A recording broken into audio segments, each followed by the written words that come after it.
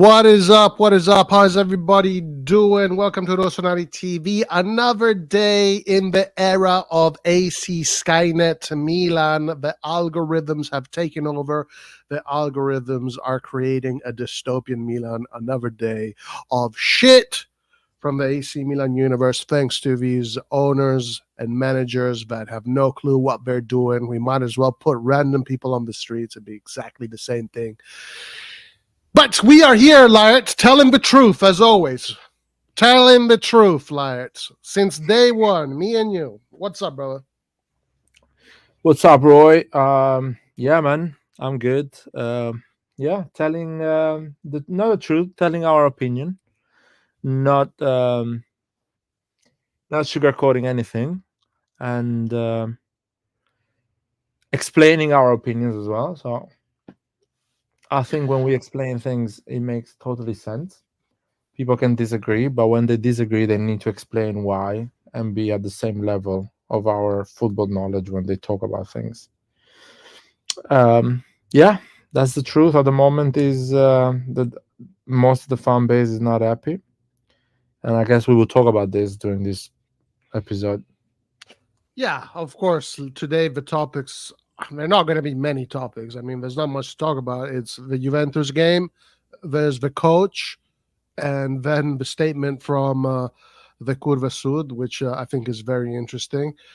But I do want to talk a little bit about how, Lyot, it's been 8 months. The results are in. We called it the way it was from day one. We don't, like you said, we don't sugarcoat anything. We're not here to try and cheerlead the team just for the sake of cheerleading the team, for clicks, likes, and all that bullshit. We don't make any money off of this. There's no money off of this channel. I mean, there is money, but we don't access it. Nobody's even looking at that. We're here. We say things the way they are, and we're not here to blow smoke up anybody's ass. And 100% just on time, 1 year later, here is the Curva Sud, thinking they have discovered water. But Yeah. Before getting into that, like, did you see the game today? I saw the first half and I couldn't watch the second one. It was really bad. It was like literally such a boring game. And I was like, why should I watch this? I mean, means nothing in terms of title or anything like that. The two teams are playing really bad, so I'll pass. So I didn't watch the second half. I was at the gym. I just didn't turn on the game. So yeah, it was a boring game. I mean, 0-0 was basically the right result at the end of the day. You can say boring again because I literally fell asleep. I think this is the first time I fell asleep watching a football game. I watched the first half and then I fucking fell asleep. And then I woke up, the game was over and it was 0-0. So yeah, just really poor stuff, really ugly. Really, really ugly. Let me say hi to people in chat. What's up, Hisham? Syntax error. Joel with the saying from the founding father, we will be a team of devils. Our colors will be red like fire and black like the fear we will invoke in our opponents. Herbert Kilpin. That's right. That was his vision. Right now, his vision is being dismantled, destroyed. Forza Milan Orlando. How you doing, my man? The Curva Sud finally woke up, 10 months too late, though. Yeah, that's right. No Pete Gui. Yeah, we're definitely going to be talking about that. I'll get you the link soon. Message me on the Let me get you in the WhatsApp, Abdi, so you can just join the lives rather than asking every time. So get in touch with me on Twitter, and I'll put you on the WhatsApp chat. So every time the link is there, you can join whenever you want. Don't be surprised. Just in time to renegotiate season tickets, and I'll send the live in a minute. Just in time to renegotiate season tickets and the transfer. The only time We'll tell if this is just a leverage tactic or a true statement of opposition against the ownership. Don't be surprised if any identical B-level profile pops up as our new coach and the Curva returns quiet. Yes, that is a very good point. That is strong. Laird, do you know anything about this statement? I have not read it yet. I just saw this headline, so I thought we were going to look at it together and see what they say. Yeah, I mean, these are the same people that were happy about the transfer window last season, and they didn't care about Maldini leaving, getting fired. Actually, they justified that it's fine because these guys are spending money. So this they're a bit pathetic, I would say, and no one asked them. So fuck it. You know what? I like, yeah, that is a definitely a way to introduce this. The Curva Sud is more aziendalista than anything else. It's easy now. Now it's easy to complain, but for 2 years, these guys were Cardinale this, Maldini out, these guys that, Moneyball, this is the future of football. The Mercato was incredible, 130 million. Serious Mercato, they say, yeah. The Furlani, they were like celebrating with Furlani. Yeah, you guys were clowns. All of you were fucking clowns since day one. You're clowns because you did not want to use your brain. You just wanted to use, I don't know what you were using, but all of these guys, it's too easy now to come up with a statement after we get embarrassed by Inter in our home stadium and lose the derby and lose the Scudetto. They win the Scudetto at the derby. Getting kicked out of Champions League in December, getting kicked out by Atalanta, all of these things. And also, I remember saying this summer, as people were celebrating game 1, game 2, game 3, and game 4, saying, oh my God, look at this team, they're incredible. I was saying, and a lot of people agreed with me, that the fourth quarter of the season is where you actually see a value of the team. And we fucking crumbled. Boy, did we fucking crumble in this fourth quarter. And all the worst shit happened to us in this fourth quarter. Why? Because the mentality is not there. The team was not built properly. Pioli does not have any help. Pioli is left alone to the wolves. The team is built with a fucking algorithm. The people that are running Milan don't know much about football. They're learning on the fly. So everything was very predictable. And I agree with you, Laird. These guys were it's kind of clownish, but I'm curious to see what they say. So we'll go through it and see what they say. Want to add anything to that, Laird? Or yeah, I want to add that these guys didn't know anything 12 months ago, and so they don't know now if Lopetegui is a good coach or not. So they should just shut the fuck up. Your opinion means nothing because you completely got it wrong 12 months ago. So you now complaining about Milan appointing Lopetegui makes zero sense to me. So just shut up. Just shut up and let it be. That's what I will say. And just go to the stadium and support the team. That's what you're good at. Don't give a sporting opinion because clearly you got it wrong every time. Yeah. All right, so let's get into it. Almost 2 years have passed since the arrival of Mr. Cardinale. A transitionary and adjustment phase was to be considered more than legitimate, but now the time has come to get to the point and demonstrate with facts the real objectives of the club. That is, whether to build an ambitious team or set up from year to year a team capable of scraping by in the positions that guarantee access to the Champions League while awaiting for the new stadium to be built and nothing more. It must be clear to everyone that if the answer were... Okay, the first thing that comes to my mind is, Jerry Cardinale looks at you like the pleb. You are pleb to him. You are nothing else but a dollar sign to this guy. I can't... These people really come in here asking for demands. You think Redbird is going to listen to what these guys say? This is absolutely ridiculous. You think Jerry is going to... Jerry did not give a shit about Maldini. He thinks he gives a shit about you? Oh, my God. And he's going to do what he does best. He's going to go to all the press and tell everyone to talk great things about Lopetegui. that he has great ideas, that he's gonna convince great players, and blah blah blah, and all the press will start talking great things about Lopetegui. And I'm saying Lopetegui, whatever coach they want to appoint, Mr. X is gonna be our coach. They will start talking. All the press will praise this guy, think he's a genius and everything, and these motherfuckers will believe it. They will swallow the pill. They will believe the fact that, like they believe that Pioli picked all the players. They believe that Maldini was a traitor, that it was doing wrong things. They wanted to sign this guy and not that one. They believed everything. So that's what they're gonna do. They're gonna go to press and say, "Oh, this coach is amazing." Just make sure you tell everyone. And the press will, because the press is paid in Italy. What they're gonna do? They're gonna say whatever Jerry wants them to say. Now, do you want to bet that all the press will say incredible thing about the next coach Milan will hire? Do you want to bet that everyone will talk great? Pellegatti will talk great. All the motherfuckers on YouTube will talk great. All the Twitter account will start talking great things about it, and everyone will believe that he is the right guy. That's how it's gonna happen. Which I don't care, because personally, when usually we appoint a coach, I cannot tell you from day one if it's gonna be good or not. I can tell you after 3 months. After 10 games I watch, personally.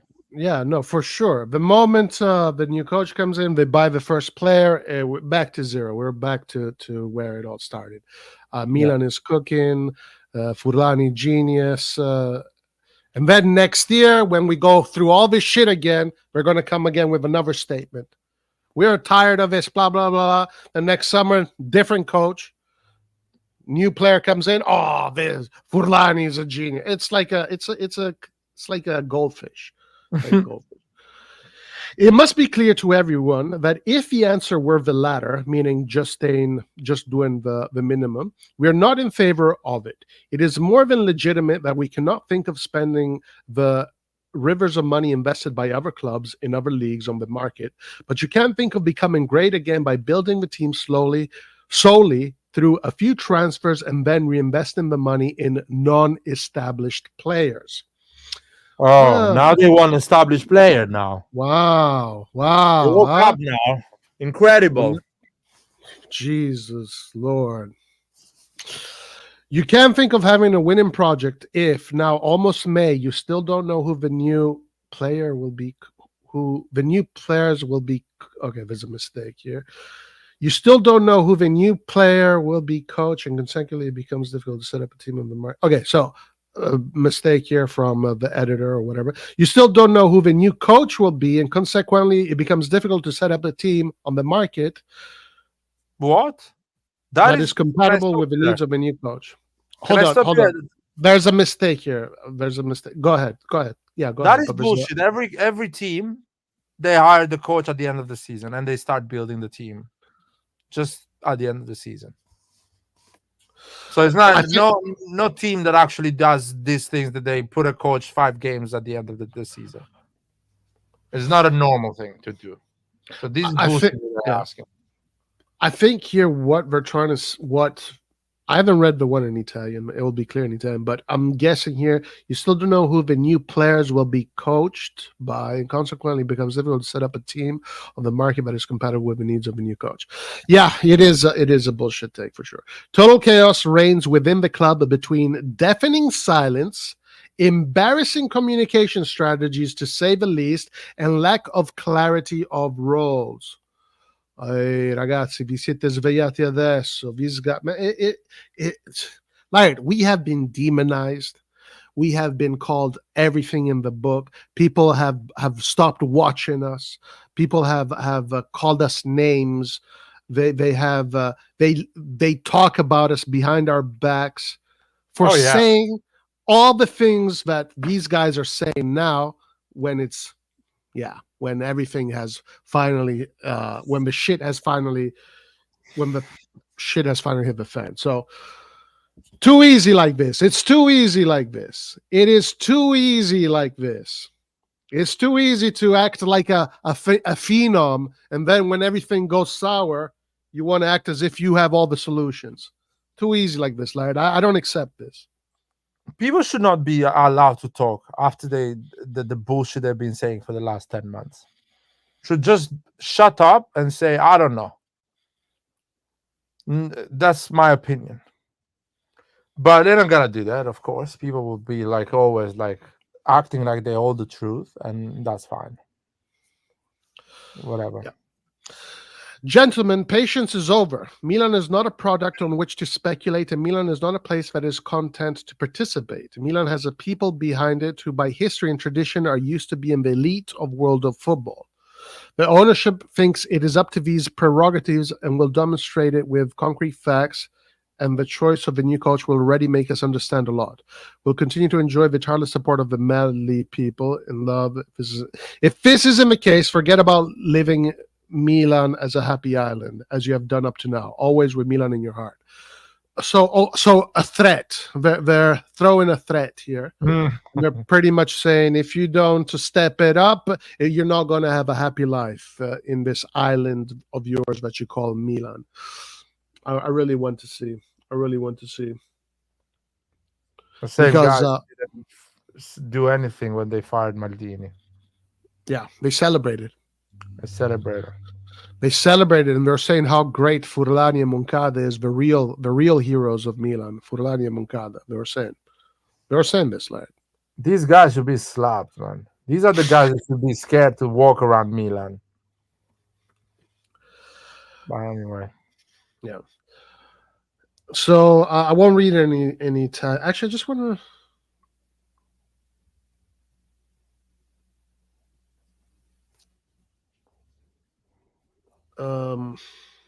I'll read the full statement another time, but we get the gist of it. Anyway, so yeah, I find it ironic that these guys come out now when it was pretty clear that this was the direction.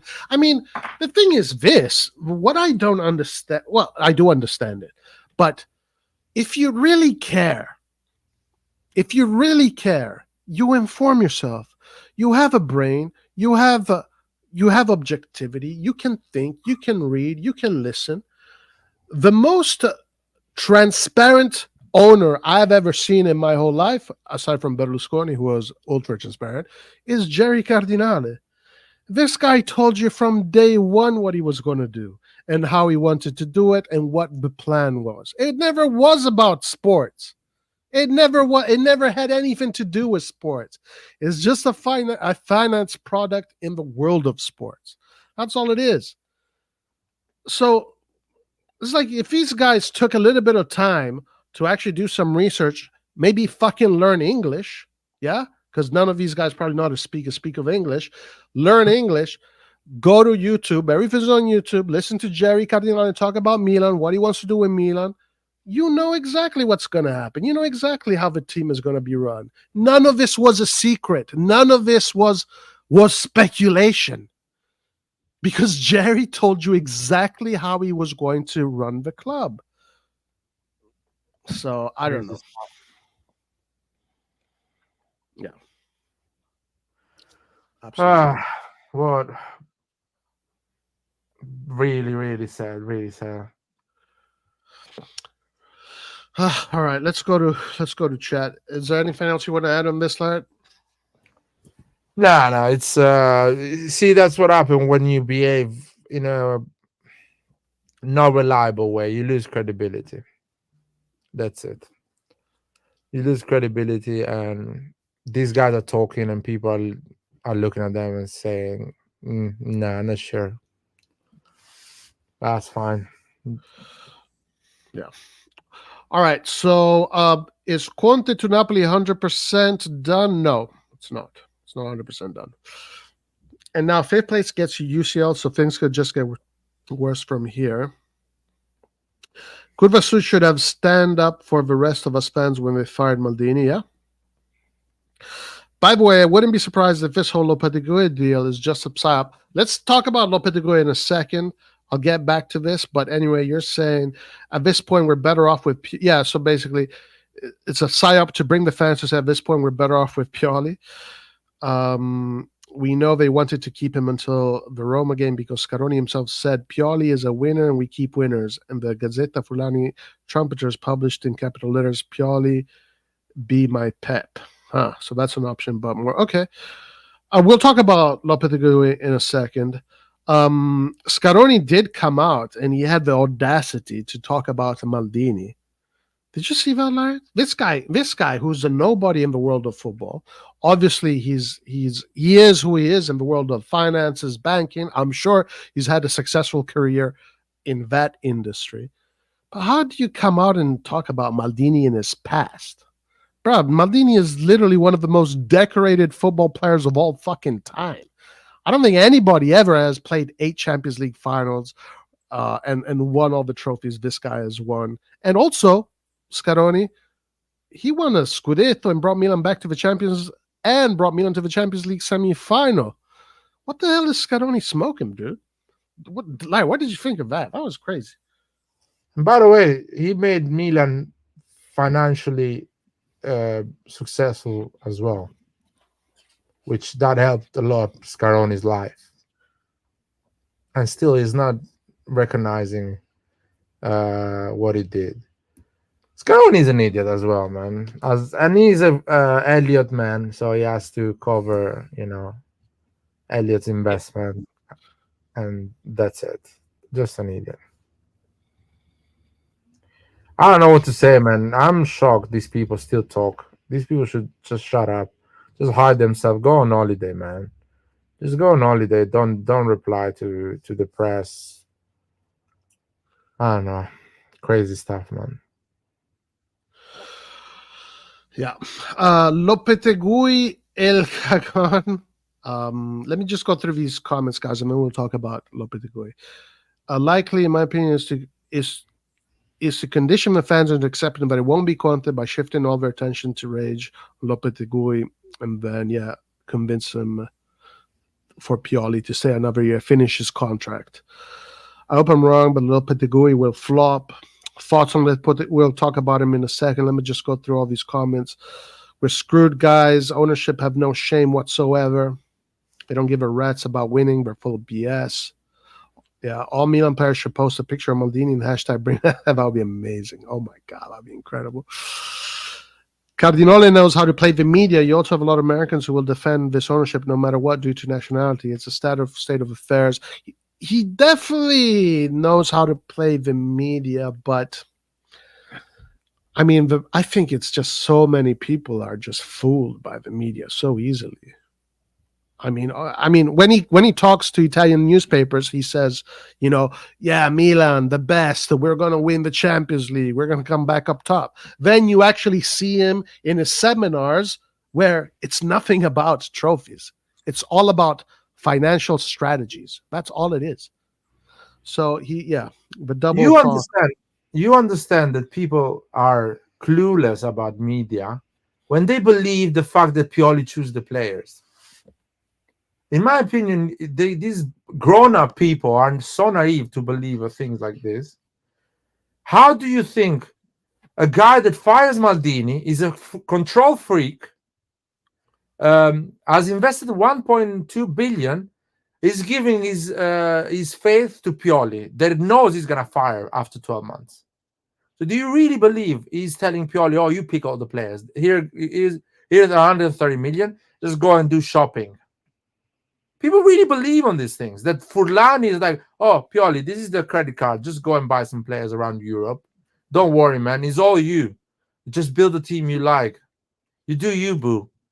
People really believe this bullshit that Gazzetta dello Sport and the media tell them. That Pioli is fucking picking the players, specific players. He's going, checking the Dutch league and picking Reinders, going and checking Valencia and picking Musa. They really believe things like this. The Pioli wanted Pulisic or Okafor, Chukwueze, and bullshit like that. I'm like, you guys are grown-ups, man. You need to understand how world works. You need to understand people from Wall Street doesn't allow you to pick what starters you're gonna order on a dinner with them. But anyway. Yeah. Yep. They don't know that Jerry only just learned that Milan has 7 CL titles. Yeah. There's and other things too. Like in his recent interview, he said other things too that were just like they just leave you with your jaw on the ground because they're so basic. It's like this guy knows nothing about this team. He knows nothing about this. It's crazy. Okay, so Chunk says, I don't think Lopetegui will be our new coach. And by the way, let's look at it from his perspective. Why would he join Milan when he can see 100% of the fans already oppose him with thousands of people signing petitions? Guys, listen, Lard, I want to know your opinion on Lopetegui. I'm going to give you mine. I'll be honest with you guys. It's so early right now. I'm not putting too much stock in the Lopetegui thing. Like it could be a completely someone else. I'm gonna wait a little bit more to really see whether or not this Lopetegui thing is real. Um, if he is the coach, so I did a little bit of research on Lopetegui. He won some nice trophies with the Spanish youth team in 2013 and 2012. He won a U21 and he won a U19. Those are difficult tournaments to win. So those are good. That's okay for your pedigree, but obviously that's not the highest level. As far as the highest level, he's won a Europa League and he's come runner up in a few competitions, and that's more or less that's it. That's pretty much it. So he's coming in with not so much of a great pedigree. He, I mean, at this point, he's not that different from Pioli. To be honest with you, I don't know what kind of football he plays. Maybe Laird, if you know him better, you can tell me. But at the end of the day, I'm just going to finish with this. I really worry about how these coaches are going to live the Milan experience with the management so weak behind them. But I don't know anything about his style of play, so I'm going to reserve my judgment until I see it, and I'm going to also not commit on the Lopetegui thing because I don't know if it's going to be Lopetegui. All right, Laird, what do you think about this whole scenario with Lopetegui? I know nothing about Lopetegui. That's how people call him, and I don't even Lopetegui? know how. Okay, Yeah, I okay. don't even know if that is right or wrong. Just I heard people calling him Lopetegui.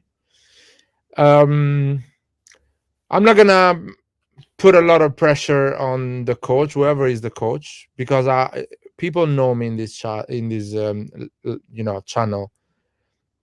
I never blame the coach for a bigger percentage of our problems. I never thought the coach was the main reason we are having problems right now. So if a new coach comes in, I still believe is not the coach that is going to bring our problem to us. So I will give the coach the benefit of the doubt. Of course, if the guy comes and loses 6-7 games in a row, he needs to go or something like that. If he loses 70%, 60% of the games, he needs to go. So I have no opinion about Lopetegui. I really believe it's gonna be a coach at that caliber. We're not gonna get a big coach.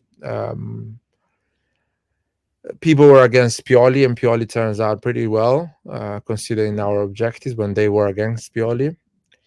So Lopetegui turns out pretty well as well, and we can still achieve our objectives. So yeah, I'm pretty chill on that side. It's I not want to fair. say something, Laird. Yeah, Just one thing. Fabrizio Romano did say Milan are advancing in talks with Julian Lopetegui as new head coach to replace Pioli. I don't know where Fabrizio Romano got that information, but he did post it. Anyway, go that ahead. means that they are advancing. I mean, it's pretty sure. I heard Di Marzio saying that they are kind of rethinking it now. Not like completely. They're just evaluating it better to see how bad the supporters would react to that. So they are weak. Our ownership is weak because they cannot make a decision. They're scared about our fan base now, which is too late, man. You swallowed the Maldini firing. Now you're doing rioting for Lopetegui. Fuck off. This is a joke, honestly. Um, and by the way, what they thought that we're gonna fire Pioli and get Guardiola? They really believe that? They really believe we're gonna fire Pioli and get a Klopp or Conte? Honestly, man, grown-ups behaving like 80 years old. Of course, they're gonna get a guy at the level of Pioli. That's why Pioli is not the problem of this Milan in the last 5 years. It's never been the problem. We are a club that, if we are managed by people that don't have ambition, we will always have a coach like Pioli. Maybe it's not going to be called Pioli, it's going to be called Lopetegui or somebody else. That's the reality. I don't know why these people get so upset. It's a reality. So, if they hire Lopetegui, I hope they do it. I don't like them being weak and spineless and changing their mind because the fans are getting upset. Because you should be an expert. You should know what decision you're making, and you should be convinced you've done your Moneyball research. You believe on your skills, not because some alcoholic under drugs or is writing on Twitter that they don't like Lopetegui, and they haven't even watched a game of Lopetegui. They just don't like because he's not Conte or a big coach they think should be. So I hope they go with their decision, because I know Conte will go for Napoli or some bigger team, at least. I heard Conte might even go for Manchester United because of the Ten Hag. Apparently his future is unsure. So Conte's going to have options. He's going to have options for sure. Yeah. So I know I criticize Romano, etc. Whatever. He's a tap-in merchant, but if he's putting this out there right now so early, it probably does mean something. Again, I don't know. I don't know how this guy plays. Obviously, he comes from Spanish football. So Spanish football in general is possession-based football. I know that if he went into next season with the team that we have now, he would fail for sure. Yeah. So I don't know. He will fail if he does possession football as well. With the players we have, yeah, for sure. He needs to reinvent himself if he really believes that football is possession football. I don't know, Larry. I'm just speculating. I don't remember seeing any of this guy's matches. I really don't. But I'm just saying that because he won with Spain, and Spain has a very specific philosophy of football, the national team. So I'm guessing that he is based on that style of football. I'm guessing. No, I understand. Let's see. Lopetegui is a Europa League coach. Our ambitions are as low as Europa League now. Yeah, and also he was being sought out by West Ham. Now, listen, I think historically, Sacchi was coming from Serie B. Then Capello was just youth. An apprentice. Yeah. He was an apprentice. He was coaching the youth team, if I'm not wrong. The youth team, right. Then Ancelotti had already some decent experience when he came with us. Maldini had already won Maldini won 3 U21 titles in a row, I think, when he came to coach us. Let's see who else. Tabarez and Tarim were successful in their own countries. Allegri was coming from Cagliari. So I mean, it's not like we've had in the past big coaches come to Milan. Most of the time it was smaller coaches that made their name at Milan. So I don't know what to think. I honestly don't know what to think. I don't know what to say, what to think. Apparently this guy is a corporatist, aziendalista, meaning he goes along with whatever he's told. He's a yes man. That fits the mold. It's a little bit too early to make predictions, I think. The guy has been coaching Sevilla. Yeah. At the level of Sevilla, which I don't think we are higher than Sevilla. So I just want to be to clarify with the Sevilla fans, if somebody ends up watching this channel, I think we're at the level of Sevilla right now, or what Sevilla was when they were playing Champions League and winning Europa Leagues. So it technically is the right profile for what our ownership wants to do with our club. So for what they want, he is the right profile. Probably Lopetegui has enough skills to bring Milan top four. He has enough skills to grow some young talents and sell them when you need to sell them. And probably can play some decent, attractive football to make the crowd happy when they go and watch some games. So Guido can be happy when Milan plays well and lose and does 3-3. So he's the profile that the Milan fan and our zero ambition fan base actually deserves at the end of the day.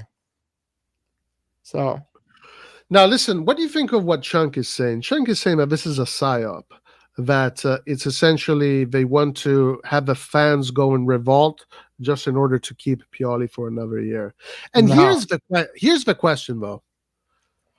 no, Here's Chunk, the question, man, like, you're a grown up, man. You heard how Pioli was talking in the last conference. He was shitting on the ownership. He was saying this team is not good enough. I was not supposed to win anything. That did my best. This is the best you can do with these players. He told you that, man, in Italian. And a guy that is gonna work next season is not talking like this, because Pioli until yesterday was telling us that this team is at the level of Real Madrid and Man City. That's what he was saying. So it's clear he's fired. He's already signed the papers. He's gonna get his exit money, and probably he's looking for another club already. I mean, I think that's what I think I understood from what Chunk is writing. I don't know if that's what he directly said, but this leads me to ask you, Laird, if we're going to go for Lopetegui, shouldn't we just keep Pioli? Like, what's the difference here? The difference is that they are hoping that a new guy can kind of motivate the players, which they were getting a bit comfortable with Pioli. That's the only difference.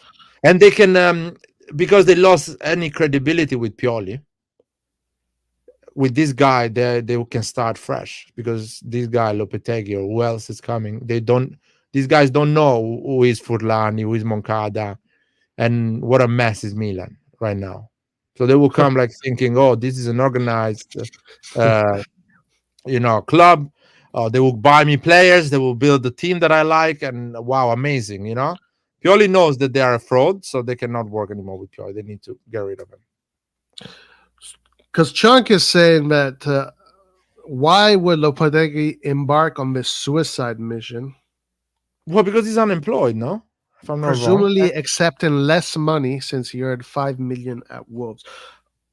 I mean, yeah, maybe for his resume he wants to have the Milan thing. He cannot get better than Milan, man. He failed at Wolves. He had a mess with Sevilla. The guy's been failing 3 seasons in a row right now. So Milan is the biggest thing that can happen to him. This guy has a great agent, probably George Mendes' agent. Because if he coached Wolves, George Mendes' agent, so he has a good agent. And we will get some George Mendes players for sure. Pretty sure that. Asen says the ownership is deeply out of touch with the local and international fan base. Yeah, this is the result of Skynet. You guys called it. Yep. Conte wants Milan. Look, I would love to have Conte at Milan. I really think that Conte can make a difference, but at this point, I don't think it's going to happen. I really don't think it's going to happen. I think, yeah. I'm surprised they're going for Lopetegui. I'm kind of surprised they're going for them. Not in a bad way or in a good way. I'm kind of neutral about it as of now. Yeah, same. I'm neutral as well. The issue with me is like you were saying, it's really not the coach. The problem in this team is not the coach. The problem in this team is the leadership and the ownership. So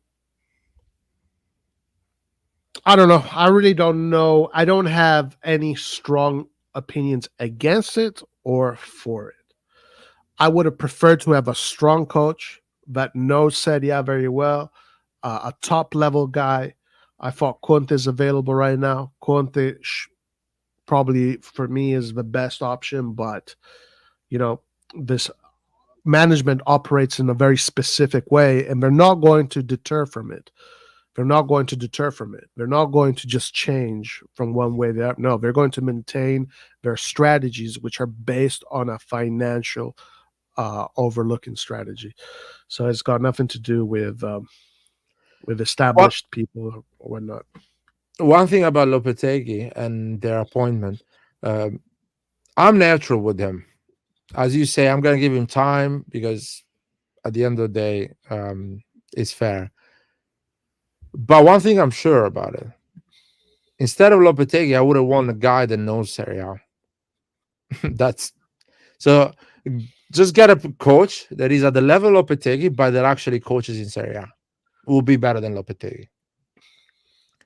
So that I can be 100% sure about that. The Lopetegui will struggle at the beginning, or during the whole season, he will lose points because he doesn't know the league.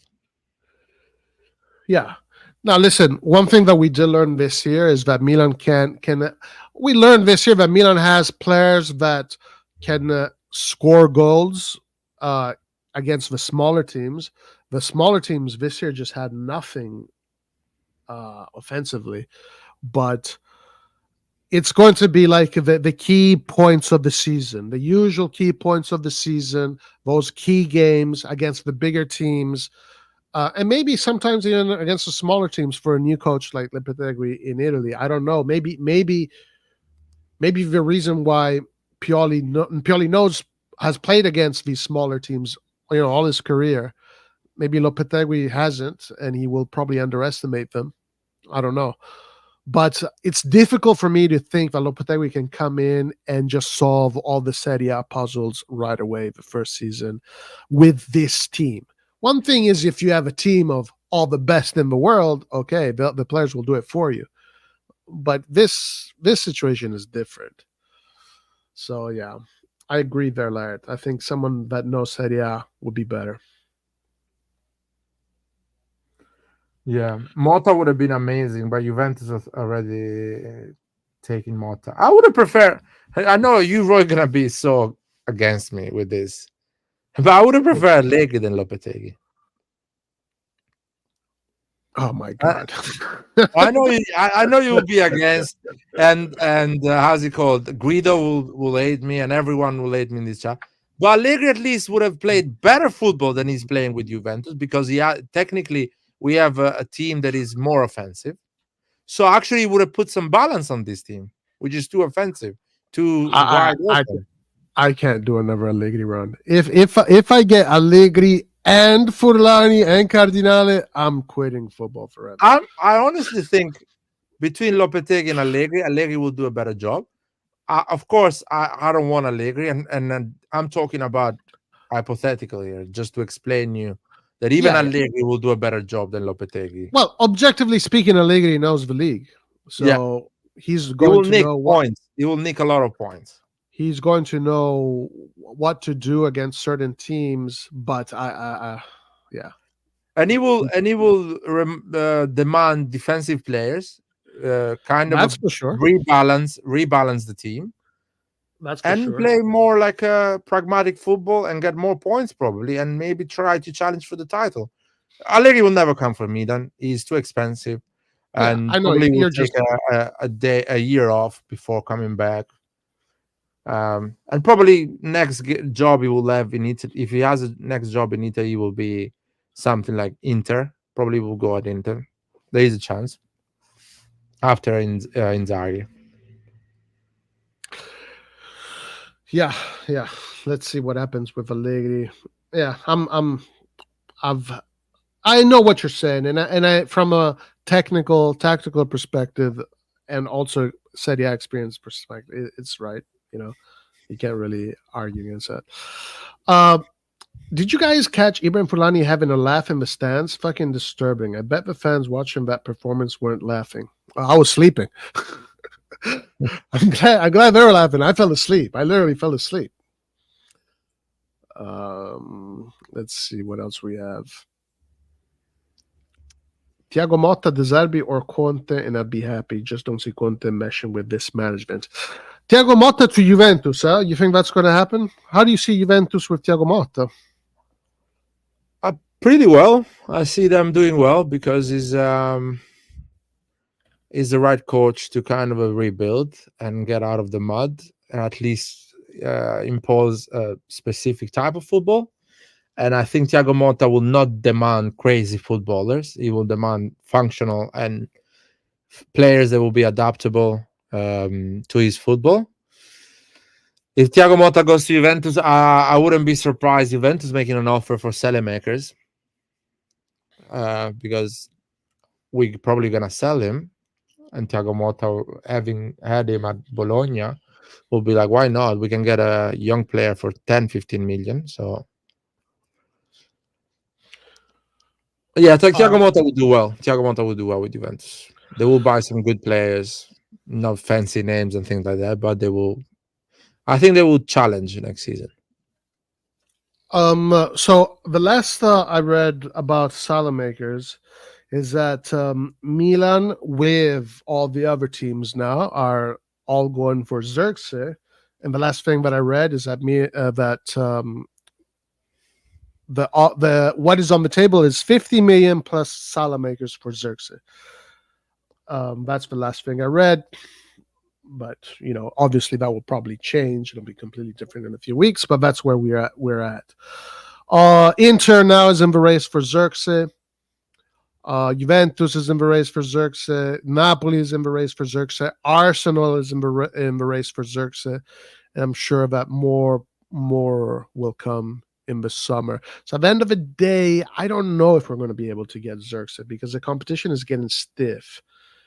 And Milan hasn't been very successful in a long time when it comes to fighting for expensive players. Milan has been a little bit better in getting players that nobody wants, but the players that are wanted, I don't think Milan has done a very good job because we've had a weak ownership for a long time now. Even with Maldini, it was difficult because we had a very cheap ownership.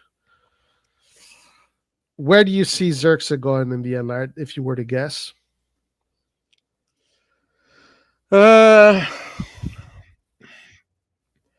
have a feeling Inter will sell Lautaro and they will go for a signing like this. There is a small chance that he stays another season at Bologna. Or he can.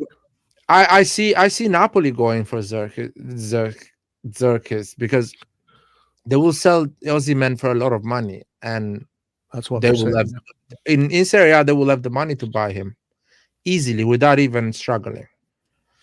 And he will have a big coach, Antonio Conte. Because I really believe Conte will go to Napoli. Conte will have a chat with the American owners of Manchester United. Will tell them to fuck off and coach Napoli. That's what is gonna happen.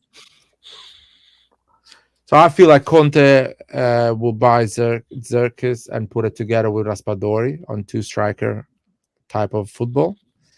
It will create like some good stuff with the Napoli team that he has. Maybe buy another defender to play 3 at the back.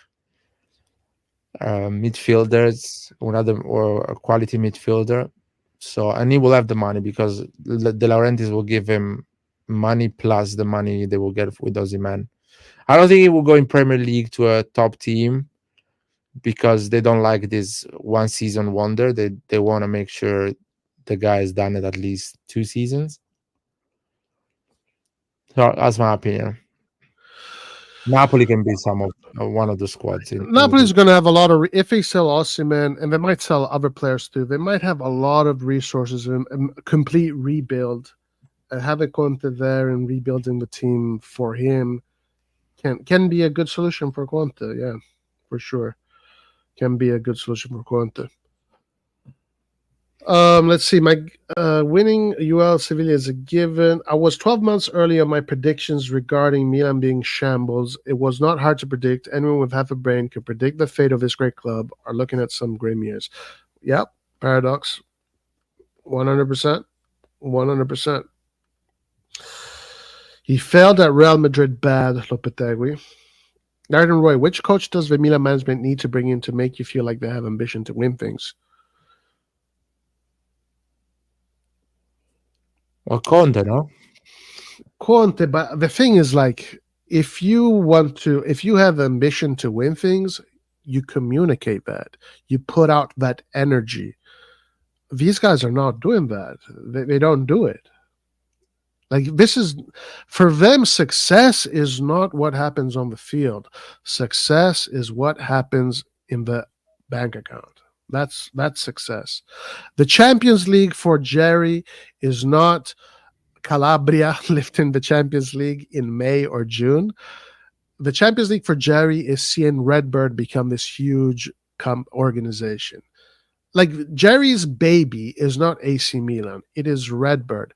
So at the end of the day, the reason why I say Conte is because Conte can counter that. They can counter what this management is trying to do. And he can kind of balance things a little bit. But I don't think this management is ambitious when it comes to the sporting side. And they say they are, but they're not really. It's the ambitions are different. They're completely different.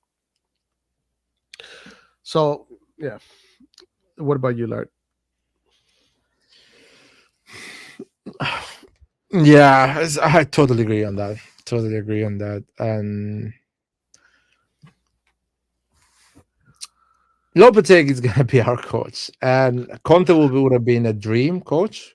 Conte Ibrahimovic as a combo would have been great. Motta would have been super interesting as well. Spoiler alert: people in football, they're not idiots. They know what's going on at Milan. Some people still don't know, but everyone in football know what's going on at Milan. So they are avoiding us. People with a bit of brain, people that have options, they are avoiding us. Lopetegui has zero options. He has failed a lot of time, and he has zero option. He has a good agent that is pushing him at Milan, and Milan will take him. And you know why Milan is taking Lopetegui, Roy? Why? Because probably Jorge Mendes has promised them some good players on a loan or a But free are you agent. sure is he Yeah, George Mendes? yeah, You're he's a sure? Jorge Mendes. I can check for you. Lopetegui agent.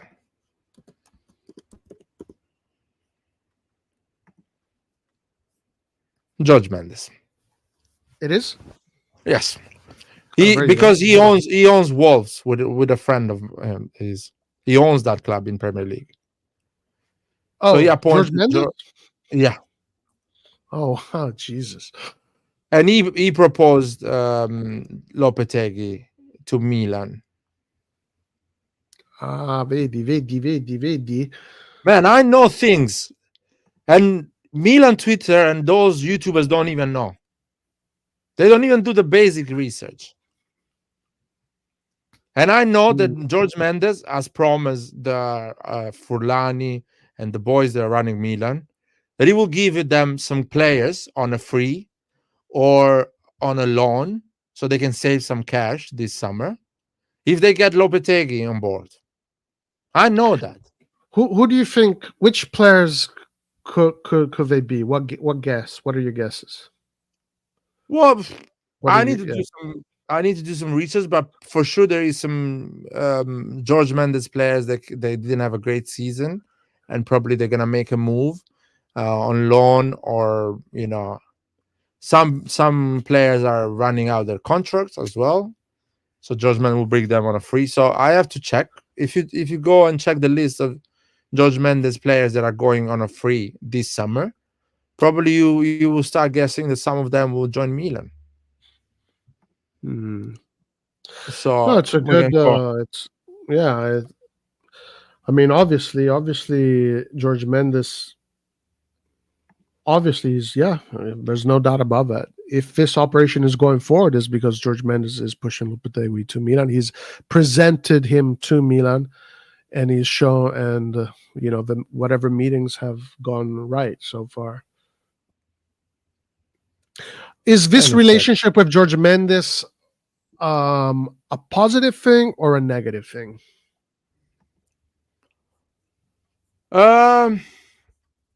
Can be positive, but it can be negative as well.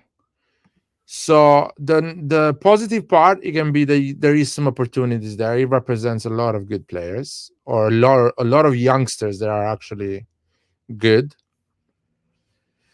So that can help you achieve some youngsters that will help your project, But on the other side, he represents some average players that he doesn't know where to put them, and he will give it to you, and you will find yourself with weird or useless football players that are not useful to your project. What Roma unfortunately got a lot of players from George Mendes, because Mourinho is a George Mendes coach. So when Mourinho goes in a club, he brings a lot of George Mendes players, because probably Mourinho gets a percentage. So there's a lot of business and politics behind. And Roma got a lot of garbage. They got that goalkeeper. They got a lot of weird and useless players that George Mendes represented, and they didn't go, too far in Serie A. They won the Conference League. So George Mendes represents player that can. So Cristiano Ronaldo, Ruben Diaz, Bernardo Silva, Fabinho, Joao Cancelo, Diogo Jota, Darwin Nunez, Rafael Leao, Ederson, Gonzalo Guedes, I don't know, Ruben Neves, André Silva, Pedro Neto, Renato Sanchez. See Renato Sanchez going at Roma because Mourinho was the coach. Adama Traore, Ricardo Pereira. So you can get some good players. There maybe Adama Traore can be like, as in renew with Wolves, and maybe he's gonna come on a free for Milan. I don't know. Nelson Semedo. There is a lot of them. Angel Di Maria. These are the most famous, I think. So Vitinha, Trincao. Probably he has a lot of youngsters as well. Like we don't even imagine. Probably his agency represents some incredible talents that we don't know. He's a bit like Mino Raiola, Yeah, exactly. And that's what I was thinking about. I was thinking about when we had that Mino Raiola connection. Did it go well or not? It felt like Mino Raiola kind of held a gun to Milan's head a lot of times with players. So I don't think that was a great experience with Mino Raiola. Mino Raiola kind of made the players more important than the club. Dalot is a George Mendes player. That's a good shout. So it can be a chance that Dalot comes back. We will see, but we will get 2 or 3, maybe 4 George Mendes players, and you will see that. Conceição is a good option for Inter. That guy is an Interista. Yeah.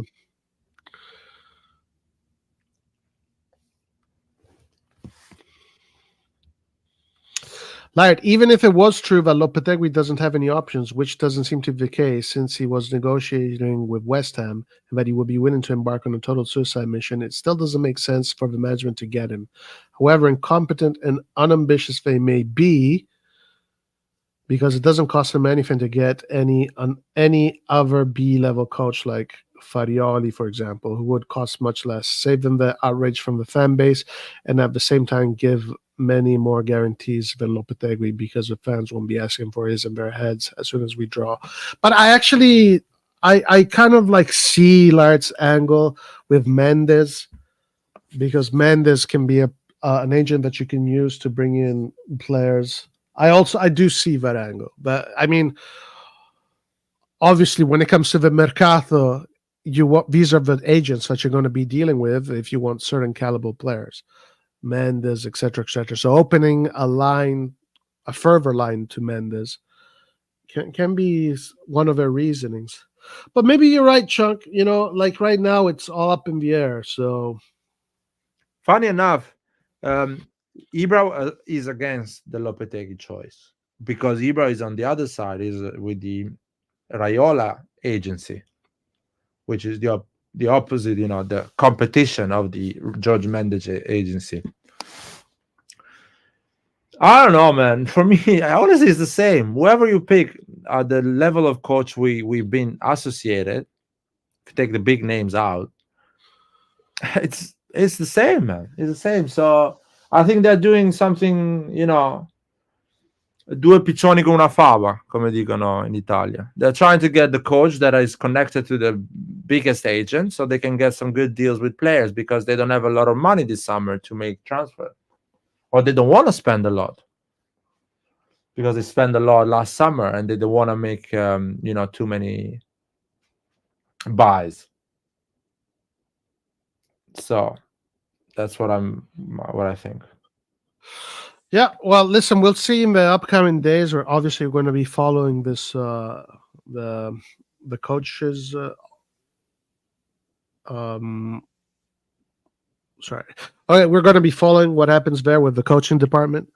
But yeah, right now the hottest name being linked to AC Milan is Lopetegui, and I think here, because of the reasons we stated, I think there's more of a net neutral feeling.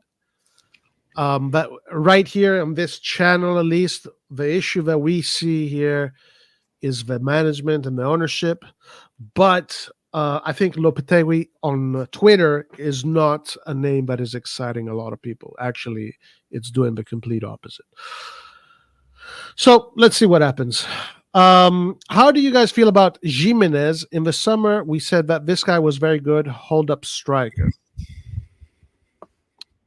Didn't you post something about Jimenez, lad? What do you mean? Sorry. Or someone posted something about Jimenez. His agents were at Milano.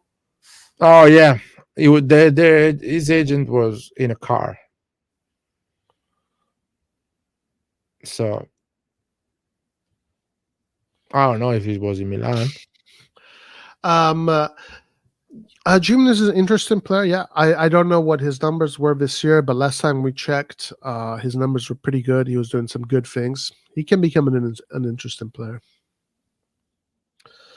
Jimenez is a Pulisic type signing. How so? Explain.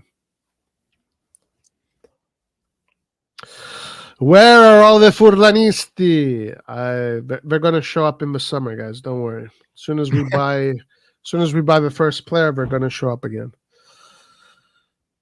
It doesn't make any sense to me. Let's see. Forza Australopithegi. What?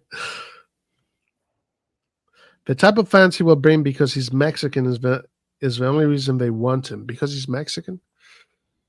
What? I mean, he's the guy we saw the highlights a year ago. He plays in Holland. He's in Holland. Yeah, but he used to play in another league before that, yeah? I don't remember. He was Honestly, pretty good. He was a left-footed, I think, if I'm not wrong. His highlights were good. I think he plays in that team that Roma has been having a battle with every single year. Feyenoord. Is it Feyenoord? No, I think it was the German team that Romas have been having issue every year. The team that Roma played in the final of the Conference League. Can be Feyenoord. I think it was. I think he plays for that team, Feyenoord. Yeah. Is he been playing with Feyenoord in the last 2-3 years? I think so. Yeah. Mm-hmm. Okay. But he's young, so it's not like he's not even in his prime yet. How old is he? Like 21, 22? Last time we looked at it was like that. Now he's probably 23, going to 24. Can we see some highlights of him, or we're gonna lose the live? I don't care. Let's watch it. I want to see some highlights. Just him, yeah. Mm-hmm. Would be nice to have an opinion because the Dutch league is a bit There's a video here on. Okay, I'm gonna watch this also.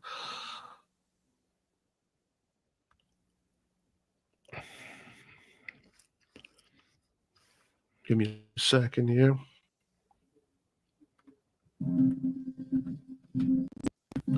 we first arrive at St. Jude. Santi Jimenez. Yeah, give me a second.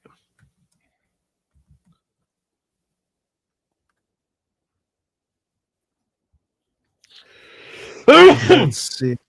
Bless you. All goals in 2023. Let's see if there's anything newer.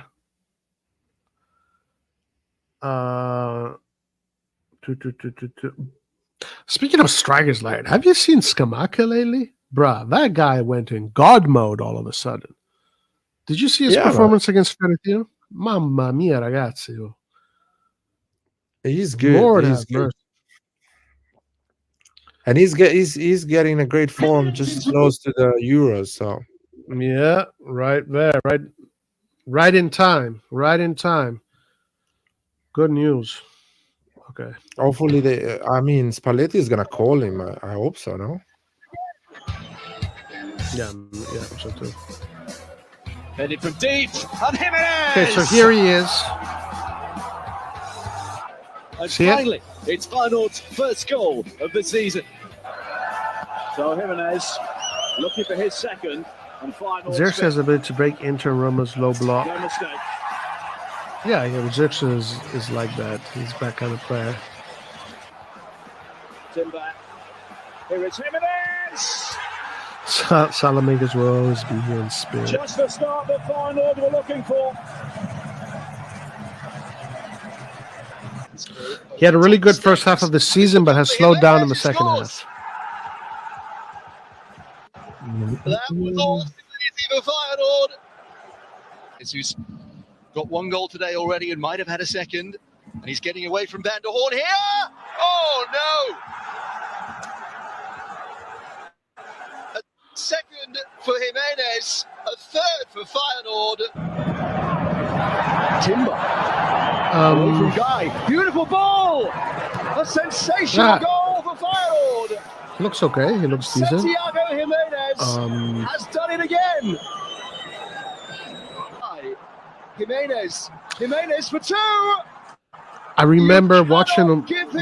Roma has played against Feyenoord something like three times in a row since the Conference League. Like that. And I haven't noticed him do much against Roma. That's all I can say.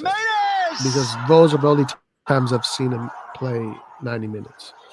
But I don't know. I mean, that doesn't mean much. And for Santiago Jimenez. But the only times I've seen him 90 minutes, I don't really remember too much of him being. Or I don't remember Feyenoord's offense being too much of a problem. Rolled his man beautifully. It was more of a midfield that was. Just when you think it wasn't going to be Jimenez's day. But down by Hansko. Jimenez. I don't know. What do you think? You guys tell me in chat. I think, Joel, you know this player better than and you can't give this you talk about him a lot. So, what do you think, Joe? Santiago Jimenez, the Eredivisie. One of my biggest problems with Pioli is the fact that so many players left us and gone to become better. He's up against two. Takes full of players, but they might be in. They are. Let's go. Any thoughts on this player, lad, so far?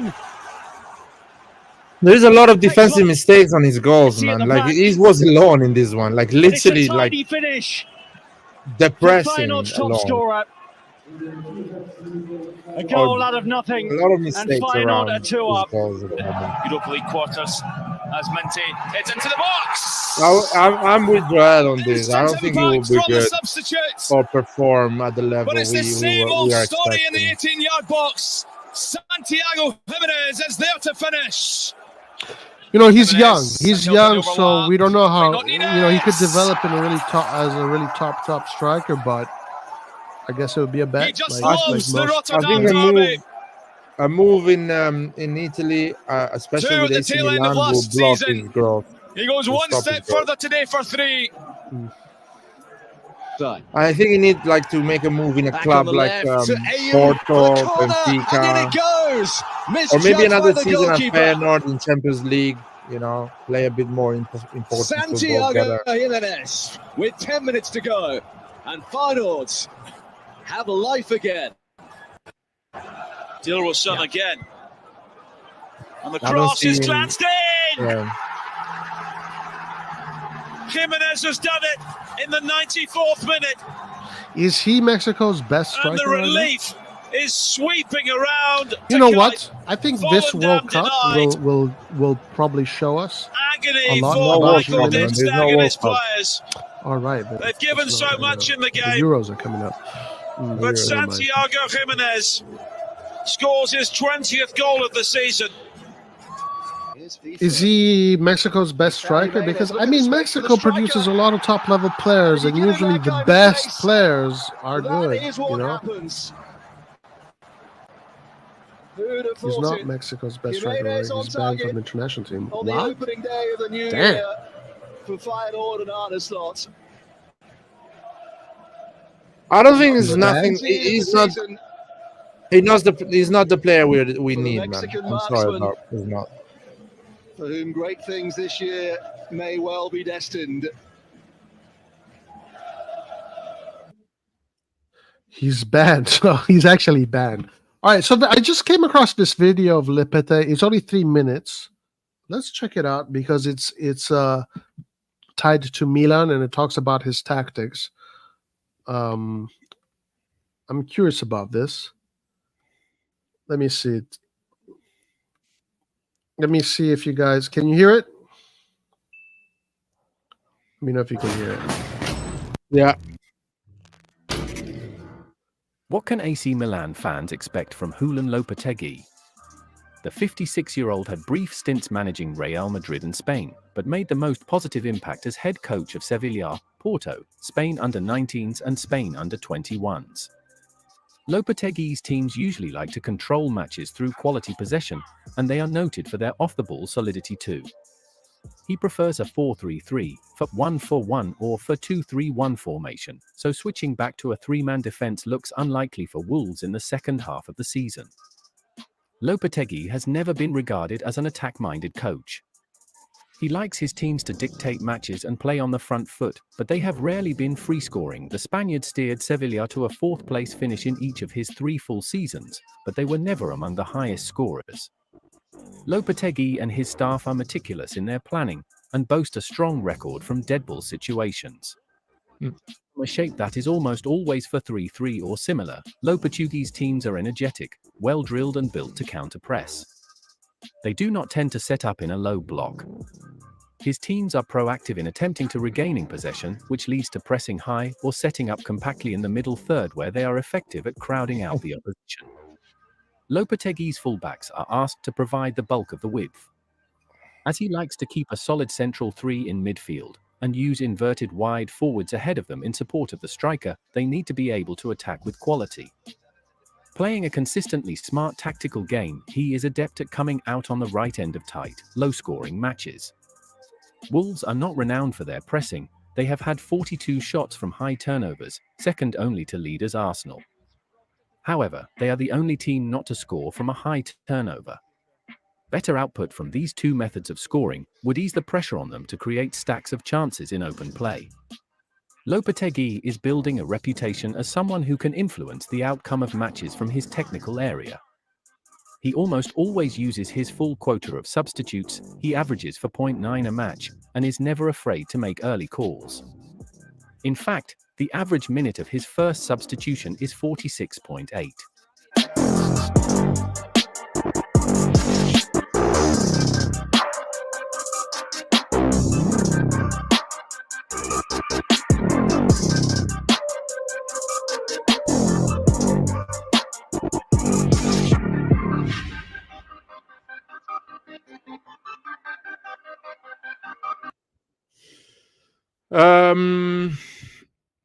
We've seen that Lopetegui facing, man. We've seen that.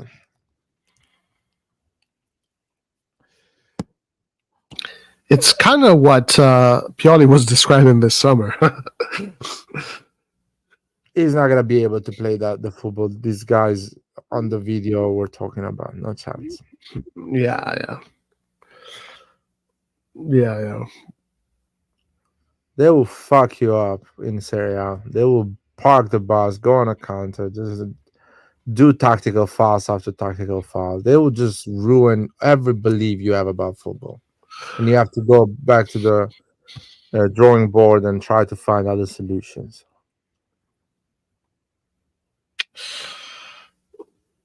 Lopetegui for the win with his average substitution. These highlights of his taxes just look like player brilliance and purely tactics, basic things. What is this? Lopetegui fighting? He just lost his senses during a TV program or something like that. I saw a video of it falling over.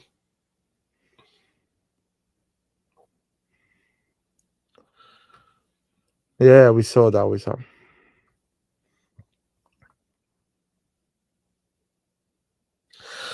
Yeah, listen, guys. I think we'll have to see first of all what players we have. We have to see how the other teams are looking. But I think the infection is still going to be there. Let's call it that for now. The maybe you can make it look nice and shiny on the outside, but in the inside, the infection is still strong. So I don't know what are the chances that he has a great season. Like, do you think the possibilities are there that he comes in, has a great season, Milan fucking kills it, wins the second star, and we need to see the players. We need to see the players. I'm gonna see the players first. I'm gonna see the players. I need to see what Napoli, Juventus, and Inter are going to do as well. We are not an island. Our faith depends a lot on other teams, what they do. What Roma is gonna do, Lazio, Atalanta. So it doesn't depend on Lopetegui. Yeah. Want to see how Inter goes in. Inter obviously going in next season as the favorites. As of now, I know Marotta is going towards the end of his career, but I don't know if it's going to be this summer that he ends. He might stay another year. As of now, I'm also reading on Gazzetta dello Sport. They already have Zielinski and Taremi all said and done. They want to add a few more players. They just got a 400 million injection of cash to pay off loans. And, they don't. I also read that they don't have to sell big players this summer. They can just sell a few young players and still get away with financial fair play. I don't know how accurate that is. I read that in passing. So I'm curious. Inter probably still going to be a problem next year. What do you think? I don't think they have to sell, but looking at the players, they are not renewing. Lautaro is entering on the last year of his contract. So if he's not renewing, that means he wants to go. He wants to go for a new challenge. So they're gonna sell because players wants to go. Now let's see. Lautaro will be a lot of money if they sell him, so they'll have a lot of money to play around with. Yeah, we need to see that. We need to see what they do with the money. If they sell, who is gonna go? I heard Barella as well is not happy to stay at Inter. These are all news my brother gives me because he follows Inter. He's an Inter fan. He really believes both of them will go, or one, or probably Barella has more chance to go than Lautaro. Well, if Barella and Lautaro leave Inter, then Inter's not going to win anything next year because those are their two best players. They're the heart and the spearhead of the team. So that would be really bad if they lose both Barella and Lautaro. That would be terrible for Inter. That's those two the players to, especially Barella. Barella is even more difficult to replace than Lautaro. I think there's a big damage, but if you bring Taremi, Zielinski, and let's say Zirkis, the damage is less. That's what I'm saying. Yeah. Now, if Barella and let's say Lautaro does stay, but if Barella stays, I'm just looking at that midfield. You have Barella, Lautaro, Çalhanoğlu, Aslani, Mkhitaryan, Zelinski. Jesus Christ. How the fuck is anybody going to compete against that?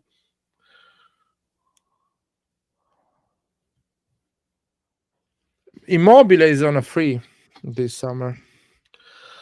Immobile can be an interesting player as a veteran to have in the rotation.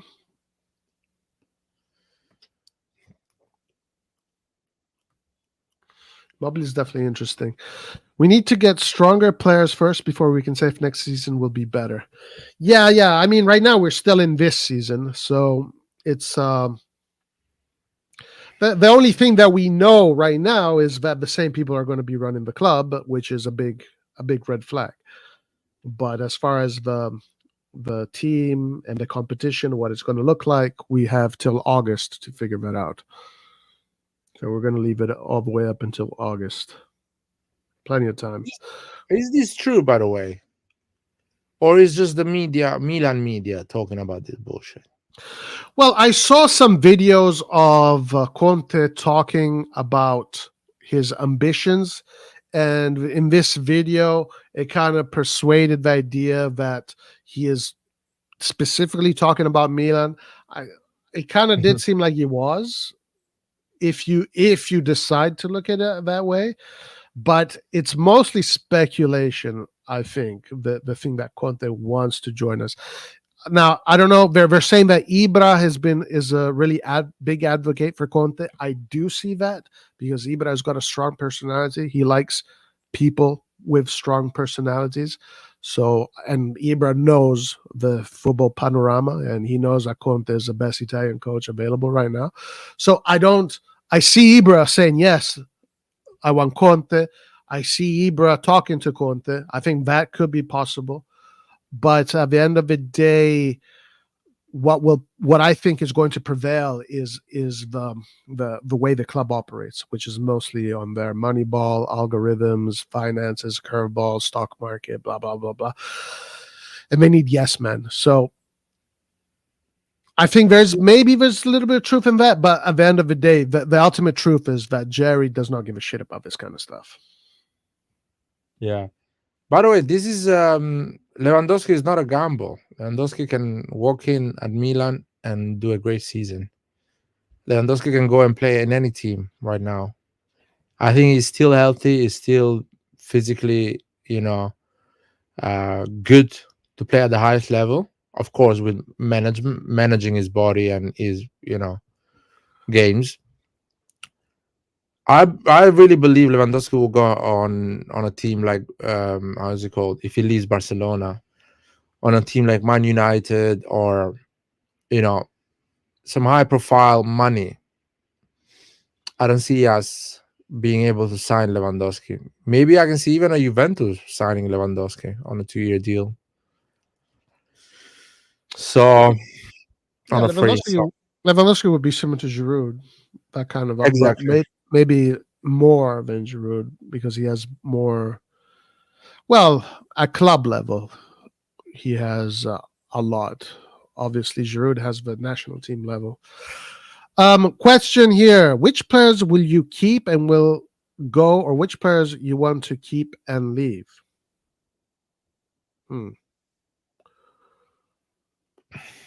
Larry, you go first. So I want to keep Mike Magnan and Sportiello, of course. I'm happy with Calabria and Kalulu, Florenzi as a right back. I'm happy with Gabbia, Ciao, Kalulu, Tomori, and I don't think Kier should stay another season, but he has experience. He's a good personality, so probably he will help the dressing room. But I will take Thiago Silva, which is on a free. He's gonna leave Chelsea. I would love to have Thiago Silva in that dressing room instead of Kier. Theo Hernandez, and I would like to have a backup for Theo, a serious one, someone that actually is a pro, not a youngsters that coming from Primavera.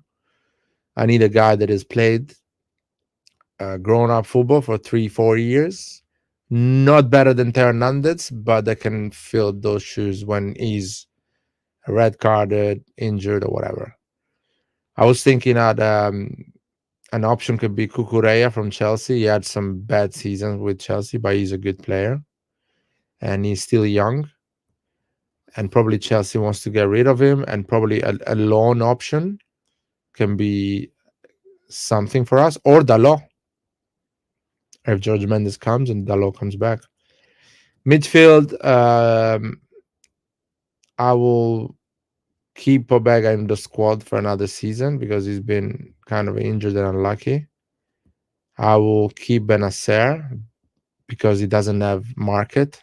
I don't think we can sell him for more than 30 million. And I don't think it's useful for us to sell Benacer for 30 million. I will sell Adli. I don't think Adli is good enough right now for Milan. Or I will send him on loan.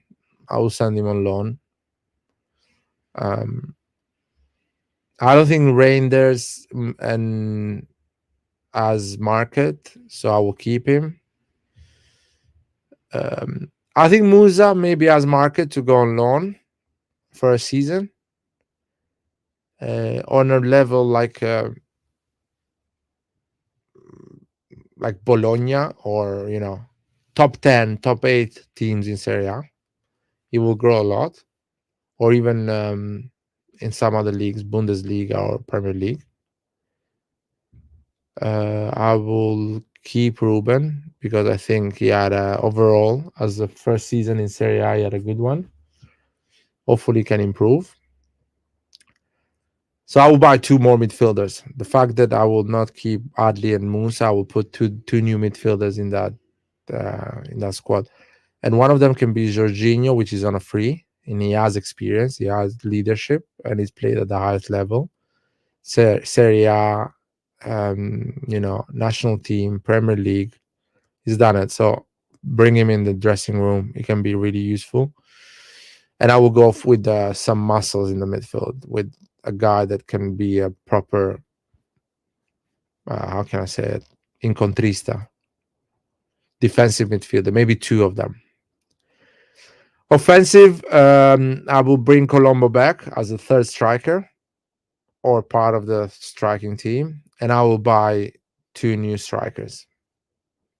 But because we don't have the money, I'll be happy with an option like Immobile or renewing Jovic, or maybe like a Lewandowski type of operation on a free. But I want a young striker, 50, 60 million young striker. The way we are built, I will keep Leao, Okafor. I will keep Pulisic. I will bring back Selemakers, and I will send Chukwueze on loan with hopefully a way to sell him. That's it. That's So- more or less. Before I give you my idea, I want to say I noticed that you, as far as new players, not aside from the last one you said you want a young striker, it's all veterans that you would like to see. Oh yeah, I would love, for example, that would be amazing to bring in the squad Thiago Silva on a free, Jorginho on a free, and Lewandowski on a free. That would be just wow, literally wow. And of course, you add Cucurella, which is not old. I think he's 25. You add maybe some 25, 26 years old midfielders with a bit of muscle. And Selemakers is 25 after a good season at Bologna, being part of Milan for a long time. He will help a lot the team. But yeah, and a young striker. I'm talking about still 23, 22 years old, young striker, and competing with Lewandowski for that starting position. That would be amazing. Yeah, I agree for sure on Salamakers for Chukwueze. I think Salamakers just provided way more tactical solutions very versatile, and the guy fights like hell. Now, I also agree with you regarding Ali, but Ali is like seems like the only one that cares. Like he's the only one that cares. He's the only one that plays like he cares. He has his limitations, especially defensively, but he plays like he cares. So I find it a little bit difficult to say I want Ali out. I know there's a lot of potential there for Reinders, but if Reinders doesn't fix the B side of his game, the off the ball game, he will become useless. He will become useless to this team, and you can see how, his performances have just gone down and down and down as time goes by. Yeah, Adli, you can send him on loan. Clearly, he's not ready for Milan. He has not the level to He's help young. Milan. He's young. So you can send him on loan, and maybe he can come back at the level Gabbia came back. You know what I mean? More determined, more focused, better footballer. So I really believe Adli needs to go on loan with the team, so he can play. Adli and Musa, they need to go on loan, play 38 games next season with these teams, and come better footballers. So I can actually be valuable players for the season after. I don't disagree with that. I don't disagree, especially with Ali, because Ali has one quality that I find very important. This guy plays for the badge. I don't know if he's acting. I know he's a good actor. He's a musician. He's an artist. Maybe he's acting, but maybe he's not acting. But at least his messaging, his communication, you can see it on the field. There is that element right there that says, I'm going to fight for the badge till the last drop of sweat. And that sometimes is more valuable than talent. So I don't disagree with that. Send him out on loan, get him some experience, maybe have a veteran like Jorginho play there instead in the meantime. Yeah, it's hard for me to talk about the midfield because I don't like any of our midfielders, man. I honestly don't like any of them. Benacer to me has been a big disappointment. I've realized that Benacer does not have the ability to carry the midfield anymore. But when he was surrounded by Tonali and Kessie, these guys gave everything. He looked much better. Loftus-Cheek, to me, today I saw Loftus-Cheek getting pushed over by, I don't know who, but a smaller guy. I don't understand Loftus-Cheek. Like, this guy is huge. He should be the most imposing player out there. I don't understand why he's I don't know. The defense, I like the defense. I like Chow. He's a good prospect. I like Tomori. I like Gabbia. I love how Gabbia has come back. I think Gabbia can become a very important player, actually. Theo Hernandez, you got to keep Theo. If you sell Theo, you're crazy. Leao, of course you keep. Magnan, of course you keep. Maybe Calabria needs a little bit of a push there on the right. I don't know about Kalulu anymore. I'm not sure about Kalulu anymore. Kjaer, I don't know. I don't think there's much value to Kjaer anymore because the guy is just physically. I don't know what happened to him. So another defender probably should come in to take Kjaer's spot. There's the youngsters from the Primavera that I'm very curious about. Zeroli, Simic, Camarda also. We're going to see what happens with Camarda. There's Diego Sia, Scotti. These guys have to do the transition now. So I'm very curious to see what happens with them.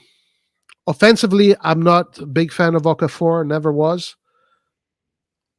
I would like to see way more talent up top. But Okafor maybe can develop into a really good player. I'm sure Chukwueze can develop into a really good player, but I just don't think we need him. I don't think a player like that does any good for the locker room to be on the bench. If you have Chukwueze, you got to play this guy every game. If you keep him on the bench, he's never going to grow, and he's going to probably not give his best. So it's either Pulisic or Chukwueze, and then have Salamakers be the guy that the sub. As far as new players, I don't know, man. I don't know. I think all the people that I would like will never get. And I've kind of learned that. All people that I would like to see at Milan will never get those guys. So I kind of don't even think about it anymore. I just want to make sure that the right players come in, and maybe that can give us a little bit of hope. That's all I got to say.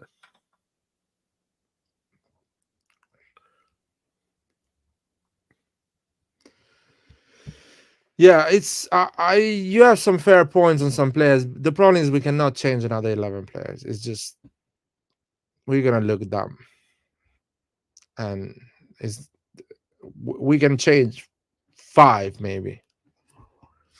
We can send Chukwueze, Musa, and Adli on loan, and we can add 5 players. That's it. Larry, if I see a midfield of Benacer, Reinders, and Loftus-Cheek, and then the fourth guy is Adli. Well, let's say the fourth guy is not Adli, but let's say these 3 guys. I know we're not winning anything. So, Well, but because this is not the midfield that should be the starting midfield. Shouldn't be a starting midfield. The starting midfield should be, I don't know, Benacer and another 2 guys that we bought. They are much better than Reinders and Ruben. That's it. That's how it should be. A midfield of 3. You can have Jorginho as a regista, Benacer, and another guy with muscle and technique, a bit more up front on a midfield of 3. And Reinders and Ruben can come from the bench or play those games that are easier for them to deal with because there is less pressure and they're a smaller team. But you need those 2 guys. And those 2 guys are, one is Jorginho, which is on a free, as an example. There is a lot of options out there that maybe are available on a free. And the other one should be a really good midfielder, a guy that has muscle, technique, physicality, that can dominate and recover balls, because Benacer, we know when he gets the level he needs to get, he can recover a lot of balls. Jorginho is good at covering the spaces and moving the ball. And we need another guy that is even more physical than Benacer, better than recovering the ball, built to recover the ball, and to cover that mid-left, so he can cover Theo Hernandez and Leao when they go up and down. You know what I mean? So if you put a guy that is so good at defending in that side of the midfielder, so Theo and Leao can push, you solve a lot of our problems. You put a lot of balance in that team. And if you put another guy on the right, like Selemakers, that can cover a lot on that right side as well, you have a solid, more defensive and more solid team. And Benacer can be the midfielder on the mid-right, sorry. Something like that. Let's say you find a profile like Tonali or Kersi, and you put it on the mid-left. And you have Benacer on the mid-right, and Jorginho, deep line midfielder, between the 2 center backs. That's a decent midfield. And from the bench, you can bring Reinders and Ruben. That is something better than what we had this year. But you need to find those players. Yeah, and the issue about that, now I don't know, because I'm not a professional data analyst. Capello spoke about this recently, or Saki spoke about recently. Like, it's about temperament, and these players maybe are not going to look so good when it comes to the data, but the truth is that these players, what they do on the pitch, they transform your team, they galvanize your team, they galvanize the stadium with their work rate, with their ability to sacrifice for the team. As far as these players here, it's really difficult to find them and choose them and then make them perform at super high levels. I don't know how they're going to do it. They're going to need a coach to. So I don't know how are they going to do that. How are they going to find the next Tonali? How are they going to find the next Kessie? Because I don't know. I'm honestly right now in this current moment, as far as the team goes, It's all question marks to me. It's all question marks. There's part of me that thinks that we're going to probably have a coach change in the middle of the next season, like Napoli did this year. There's a part of me that thinks it's going to be okay. So I really don't know. And as far as the players we're going to choose, if we're going to continue with this Moneyball algorithm stuff, I have no clue who we're going to get, man. I have no clue. It's up to the AI, man. The AI now decides.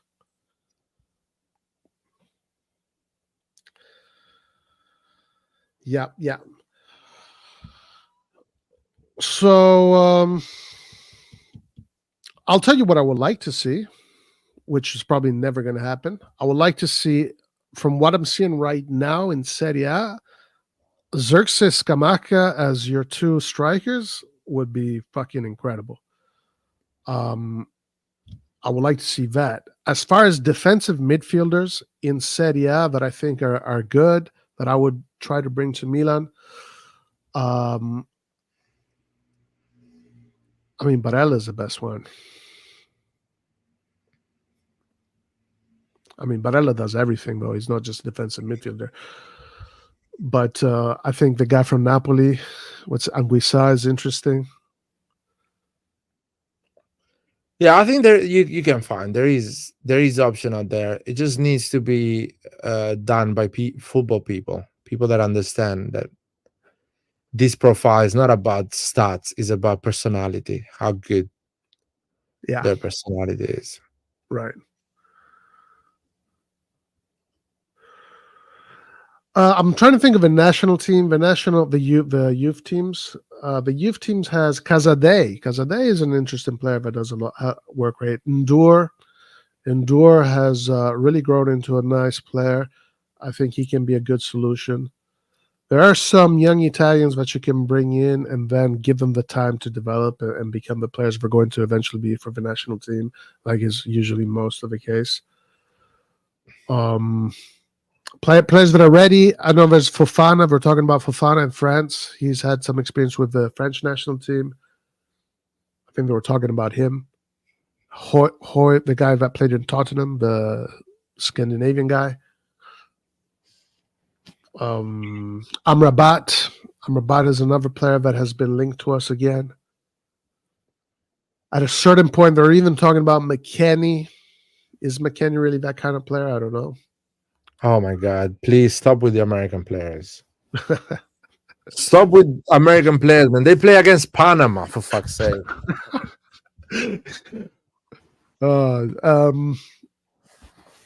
Let's see. Who else is there?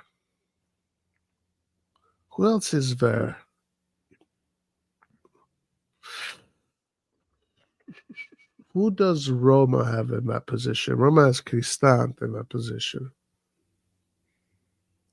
Bro, there is a lot, man. There is a lot. When how's it called? When Leicester City gets Kante, no one knew Kante. Yeah, but there is, but there's also ones that are not that special, you know.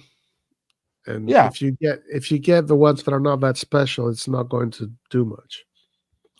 Yeah, but do you need to find the one that is special, that is good? Like Leicester City find Kante. Yeah, Kante is very special though. Like Kante's.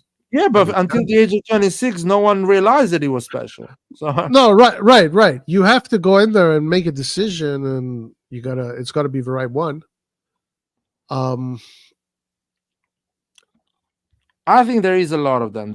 I'm sure there's a lot of defensive midfielders there. I'm sure there are. You just need to find the profile. You need to find a guy that has been put under a lot of pressure in his life when he was playing football. And there is a lot of, if you know how to evaluate football. Like, just for example, just getting you will think like getting Messias is not a great idea, but the guy's been winning the league that he's played every time. He was winning the third division, Serie B, saving Crotone. On his level of career, he's been handling pressure pretty well. He's not a guy. So when he came at Milan, he handled pressure. He played Champions League football. He scored goals in Champions League. He scored goals in Serie A. Ran a lot, fight, never gave up. That is a way to handle pressure. Now, you can find a lot of players that handle pressure on different levels. They are ready to join Milan and to prove. Like Anguissa came at Napoli, handled pressure. Napoli is a place when they put you a lot of pressure and performed. So for what? How much they pay him? 15 million. So there is players out there. We don't know them because we're not experts. We are YouTubers, and the football we watch is on YouTube. I'm pretty sure there is a lot of them out there that have done a great season that we don't know. Yeah, no, there's I'm sure too. There's a lot of them. Obviously, I'm only thinking of the ones that have shown already something in Serie A and potentially Italian players. Those are the only ones that I look at because I don't have fucking time to see what's going on in England and Spain. I'm sure there's a lot of players all over the place. And I'm also sure that there are players in the smaller teams in Italy that are very good and just need an opportunity. Yeah. We need to check. Luis Alberto, the guy that plays for Lazio? Yeah, where he's going? Because he says I'm not renewing. I don't know. I think he's going. I don't know. He hasn't picked a team yet. He can be a good option as well as a midfield of 3. It's not that defensive midfielder. He's better than what we have so far. He would definitely improve the midfield for sure. Yeah, so we need to see. We need to see. There's a lot of players. I mean, it's not my job, man. Some people get paid million in that fucking right. So, and they should fucking find these players. There's a 32-year-old dude there that is getting paid millions to figure this out. Oh, so Moncada is 32. I don't know. He's in his 30s, mid-30s. Younger than me, man. I can't believe. This is madness, man. This is madness. I mean, they hired someone from Twitter to fucking a Twitter guy. Yeah, the stats guy. Did you see? Yeah. This is a joke. They're going all in. They think that we're not human beings anymore. Dude. We're numbers. Like I don't know, now they're gonna hire us next season, man. Just hey, maybe, maybe, yeah. Shit. They're gonna hire us and tell us, "Do you think you can do better now? Show me." Yeah, I'm really worried about this. Like, I don't want to sound bad, but like you putting the nerds in charge now? No. No. You need the people that have felt that pitch, know what it's like to fight, know what it's like to lose, know what it's like to win, know what it's like to grind. All those experiences, all that information. You need those kind of people to work for you, not these guys that work on freaking Football Manager and computers, and that's not life. It's not reality. I don't know, man. We're going in such a crazy direction. It's getting worse. It's getting worse. This year looks like we've gone even more into that direction of using technology and AI to build your team.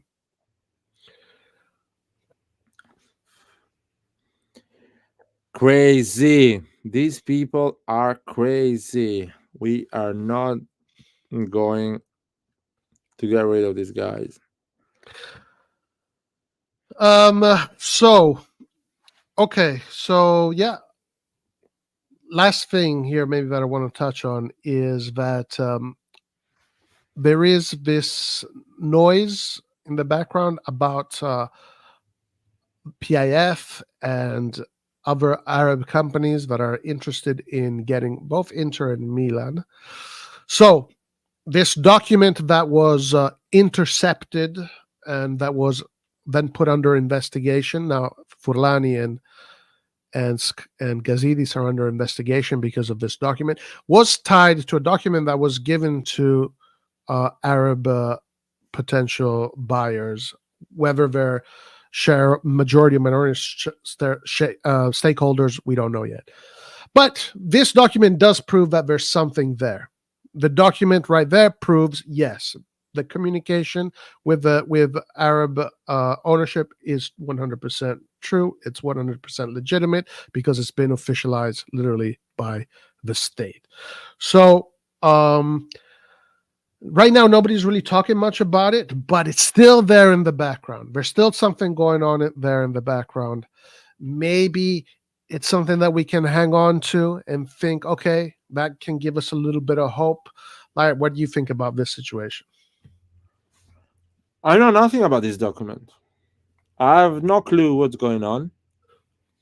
Is it something that shows that it's not clear who owning the club? Yeah. It's I that don't know, document but there. it looks like there is something dodgy because the Arabs left. They're not interested anymore. So they Well, I don't know if the Arabs have left yet. They're just waiting to see what happens with this situation, because now they have to go through the investigation, blah, blah, blah, and then they have to come to a decision. So I guess we will find out. But there was something going on for sure. There was a communication taking place. There was a negotiation taking place, and that is for sure. So maybe that can be something to look forward to. We can hope. We can hope. Could it be? Could it be for you? Can be. I feel like I don't know, man. Maybe I'm a pessimistic.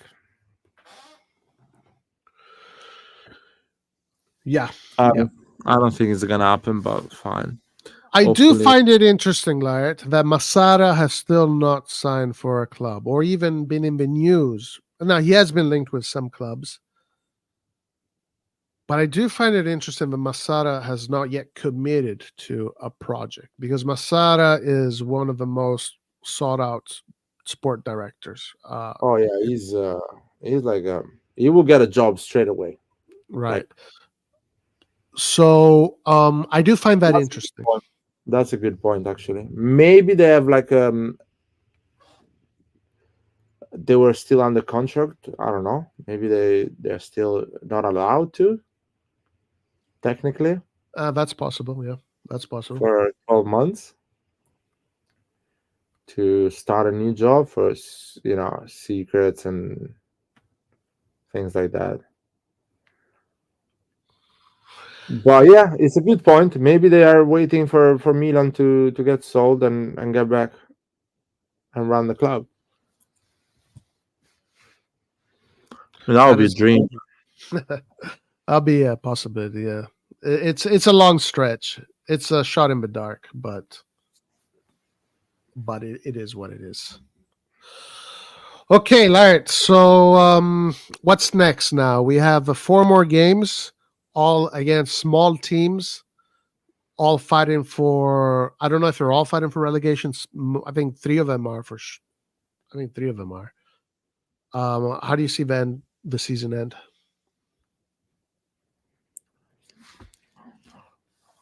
I mean, yeah, Inter, Milan, Juventus, top 3, of course, and 4th. Let me see the Serie A table. I'm curious now.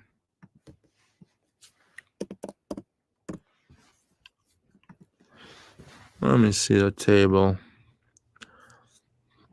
Bologna is 4th with 1 game less than us. Roma. Put it up. Oh yeah, let me put it up.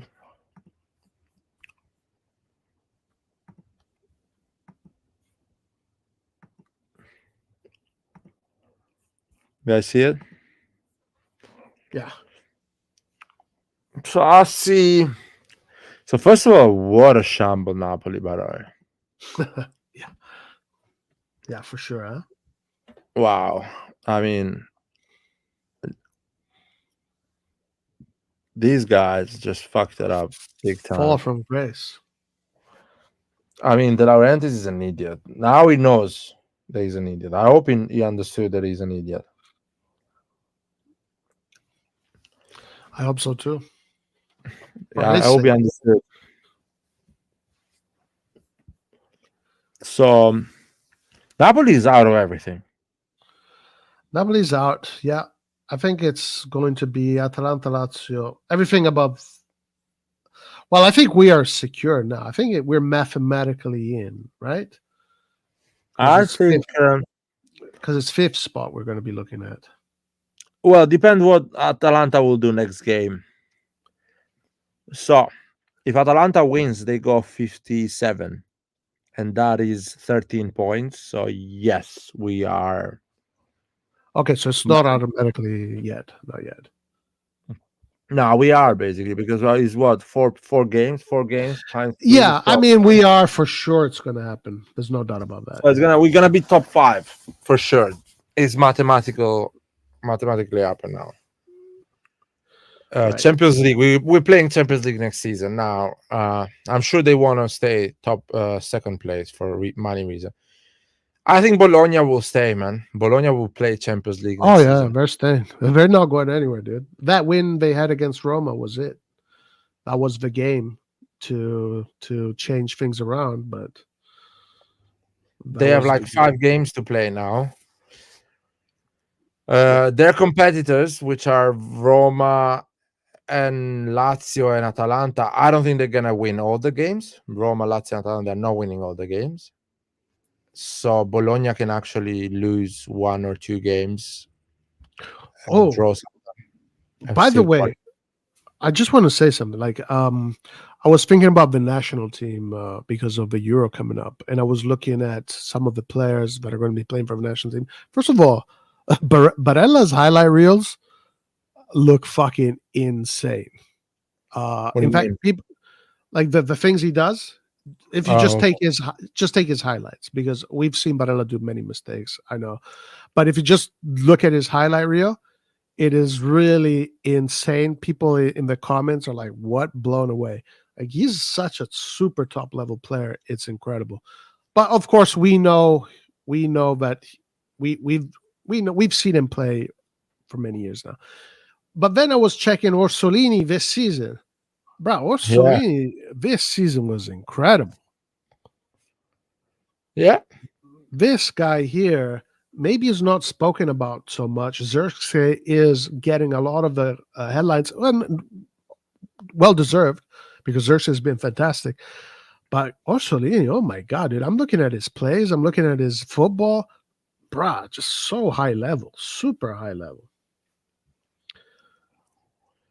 Where did this guy come from, man? I mean, how old is he? He's always been in the conversation when he was, a talent. 27. Yeah, he's always been in a conversation when he was like 21, 22. Where is the players?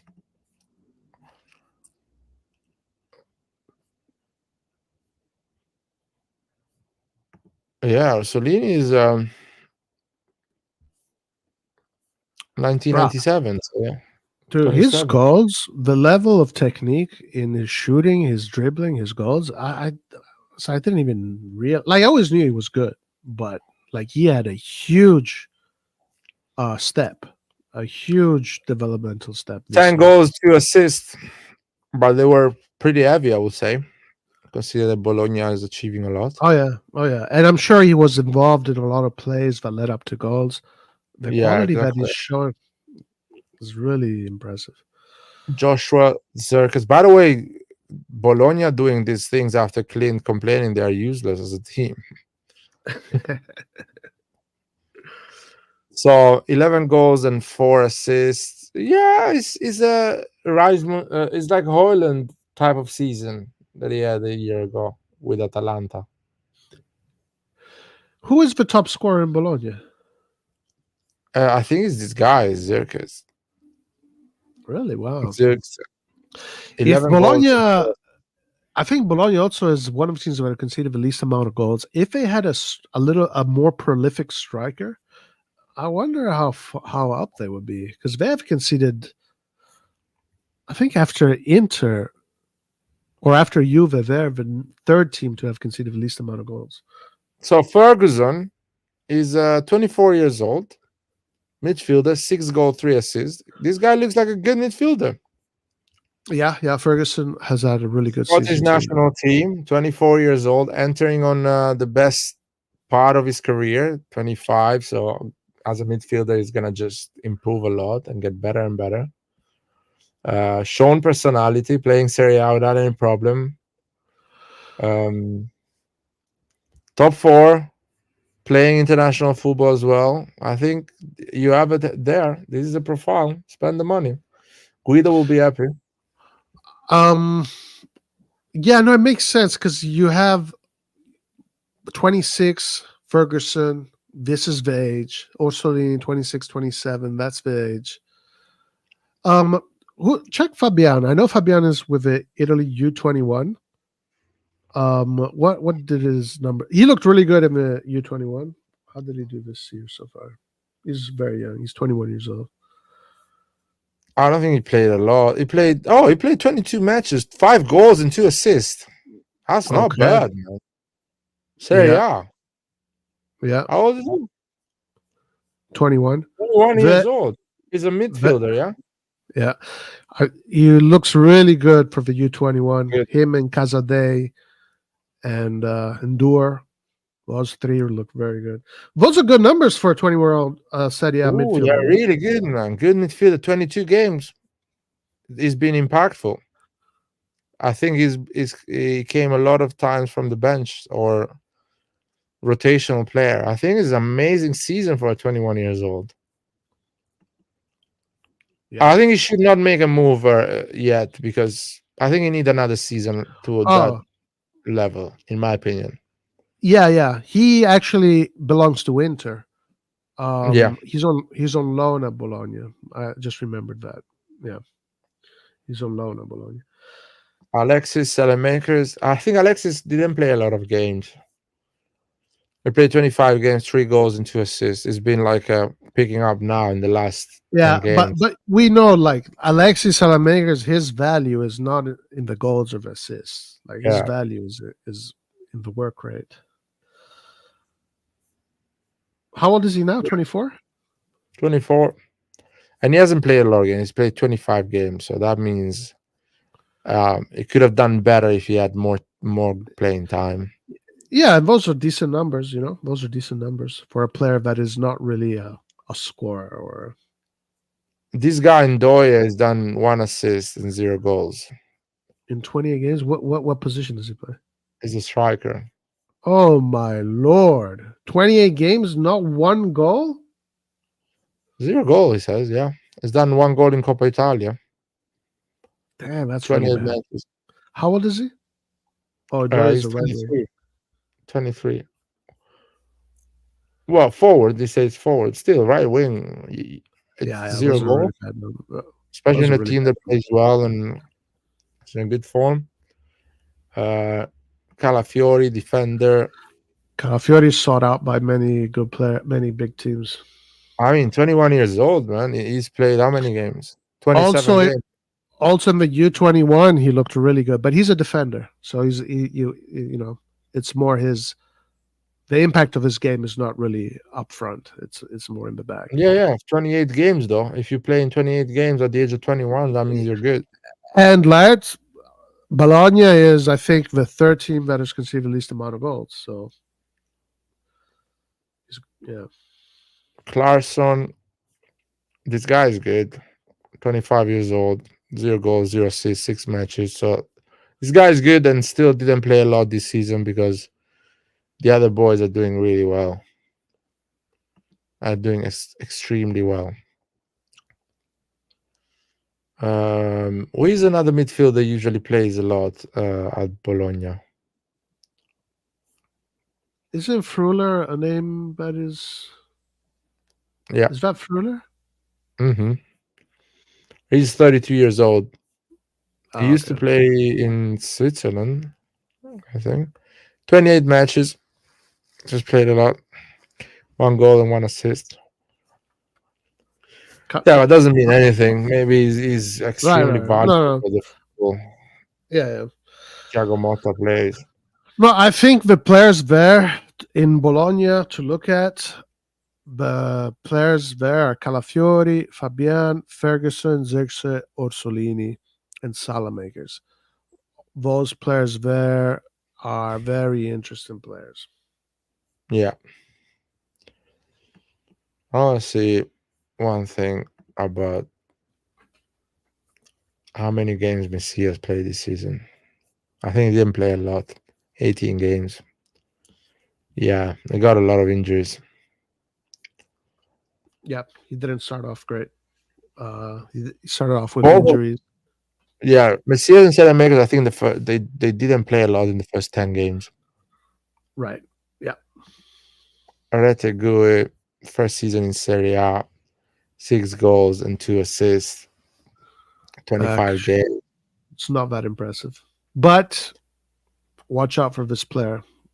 Watch out for this player. Yeah, it's too early yet for him. I think Yeah. it's normal to struggle the first season in Serie A. And honestly, he could be a player that might do a move this summer to a bigger club. He could be. The Euro might play a part into it, but he could do another year at Bologna too. I mean, he's 24, yeah. So and he needs a team that plays good football, I guess. So if he makes a move, he has to make a move in a team like Atalanta, maybe. So then his next step, I think, should be going on a top 7 team, more than a Napoli, things like that. Right. Oh, another player that is moving from Napoli is Simeone, the striker. Yeah. Where he's going? Would you consider him interesting? Well, but he's not moving on a free. Napoli is thinking to sell him, I guess, or no? I don't know. I'm not sure. But let's say he was. No, I will not get him. I don't think it's the right profile for us because we're not playing with 2 strikers. So I will not get him. He will do well, of course, but will not be, a game changer for our system and our overall game. Yeah. Why isn't Milan part of the Club World Cup League? Because we didn't amass enough European coefficient points. That's why. Yeah, because people forget that we've been 7 years with our European football before Pioli and Maldini came. Yeah. Just it got like that flash Men in Black used to use, all the Milan fans. Completely deleted 10 years of banter era and started shitting on Maldini and Pioli.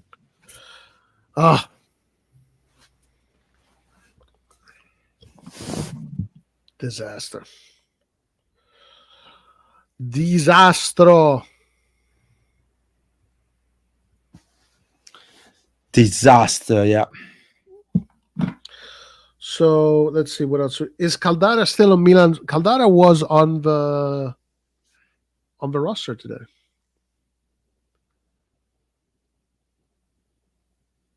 Really? Yeah. So, yeah. Forza Redbird. There you go.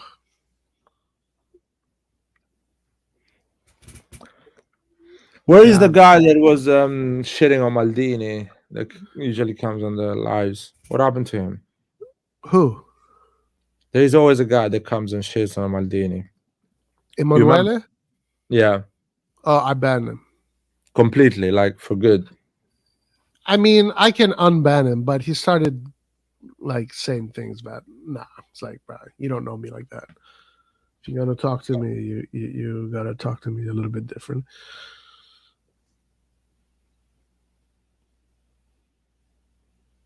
Emanuele.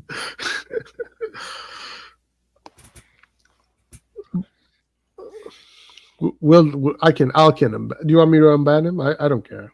No. I thought like he completely disappeared. But if we ban him, just keep him outside, man. What are the odds of having a 1990 type season? I mean, that's such an anomalous thing. Any season can be like that almost. That was so. I mean, I remember that season very well because I remember experiencing that season because it was a roller coaster, and I have to admit that luck was a really big part of that season, more so than anything else. But it wasn't just luck. It felt like there was this energy that things were always going to go away. Was an extremely balanced season as well, I'll be honest, because no team was exceeding in terms of performances. There was like 6 teams that were battering each other. So Yeah. At the end of the day, Milan won it with how many points? Less than 80 points, no? It was like 77, something like that. I think if you click on their seasons. Yeah, I don't know if I can go that far though. Let me see. Maybe I can go. No, I cannot go that far. I can go that far if I Google it. Serie A table. 1998, 99. Yes, I mean 70 points. We won the league with 70 points. That says a lot about the league that season. Literally, these all teams, the top 8 teams, they batter each other. Like that was a fucking fight. That was literally a fight. And also, my best friend was a Laziale, so he still is a Laziale. So one of my best friends, and that was a very fun season. I remember that. Wow. Look at this season, man. It's insane. 70.69, 56, 55, 54, 54, 54, 40, 46. That's a crazy season if you think about it. Damn, look at Inter. 8th. This is the best league in the world. That's how the best league in the world looks like. Tell the Premier League fans. That's how the best league in the world looks like. 10 teams fighting against each other. Literally beating each other out. The game against Sampdoria was so crazy. I don't know if you remember that game. Of course, I remember that game, man. I was getting Sampdoria relegated. And by the way, it was an 18 team season. That's interesting. Crazy, man. That's crazy. Perugia. You remember the game against Perugia? Yeah, yeah, of course. Yeah, that was the last one, no? The last game. Wow, man. And Perugia was Abbiati with a crazy save. Yeah. And Perugia was risking to get relegated, man. It was a fight, serious fight. It's crazy, man. I really love a league with 18 games. I'll be on with 18 teams. Oh yeah, Gagliardi said that's not a good thing. People that think that are elitist. No, it's a good thing because it becomes super competitive. It becomes literally, if you think about it, the top 6 are fighting for Europe. You can add 7 and 8 because usually 7 and 8 are in the conversation to get in the top 6. So yeah, half of the table basically is fighting for Europe. And usually the other half of the table is fighting to not get relegated until the last game because everything is close with each other. Yeah. So it becomes literally a super competitive league. The Bundesliga has it, but it doesn't get that competitive in general. But Serie A will get madness if it has 18 teams. Will get madness. I don't know if there was 2 teams relegating or 3. I'm not sure about that. I think it was 3. If I remember, it was always 3, yeah, if I remember correctly. But yeah, 18, even 16 teams will be madness, but it will be too short. By the way, those teams there had some crazy good players. Oh yeah, that was a good. If you consider, I mean, if I go to players, I don't know if he's gonna show me the players of that year. No, it's not gonna show. It's gonna show me this year. If you go that on that period, every team had some banking strikers. Fiorentina had Rui Costa and Battistuta. It's like crazy shit. And Edmundo probably at that time was with Fiorentina as well. Yeah, I think so, probably. Yeah. Parma had Crespo. Yeah, they had all these teams were super stacked. All of these teams. Roma had Totti and Del Vecchio, I think. Lazio had Bobo Vieri, if I'm not wrong.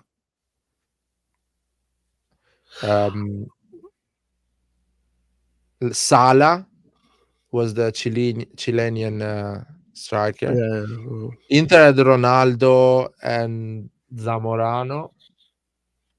Baggio was at Bologna or Inter at that time? I think I was at Inter. I don't know. I'm not sure. Yeah, Recoba as well, I think was at Inter. Bologna had Signori. Bari had Ubner. Perugia had Miccoli. Or no, it was too early for Miccoli.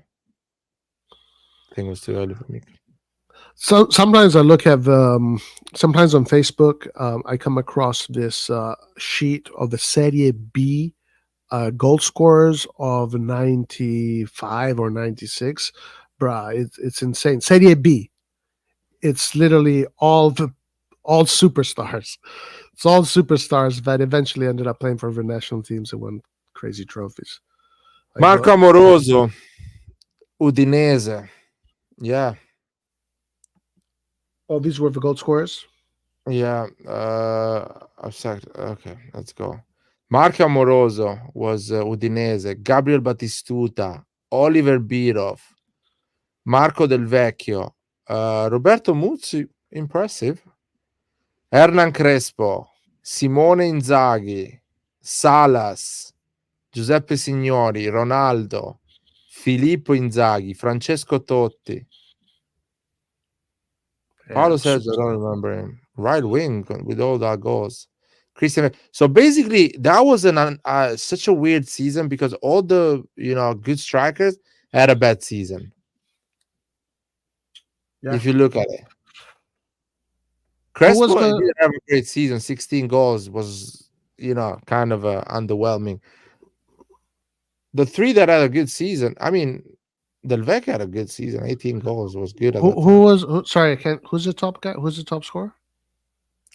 Amoroso, Udinese, the Brazilian one. Do you remember? We bought him later on for a season or something. And Birov is third? Yeah, 19 goals, man. Dude, Birov scored every single goal was a header.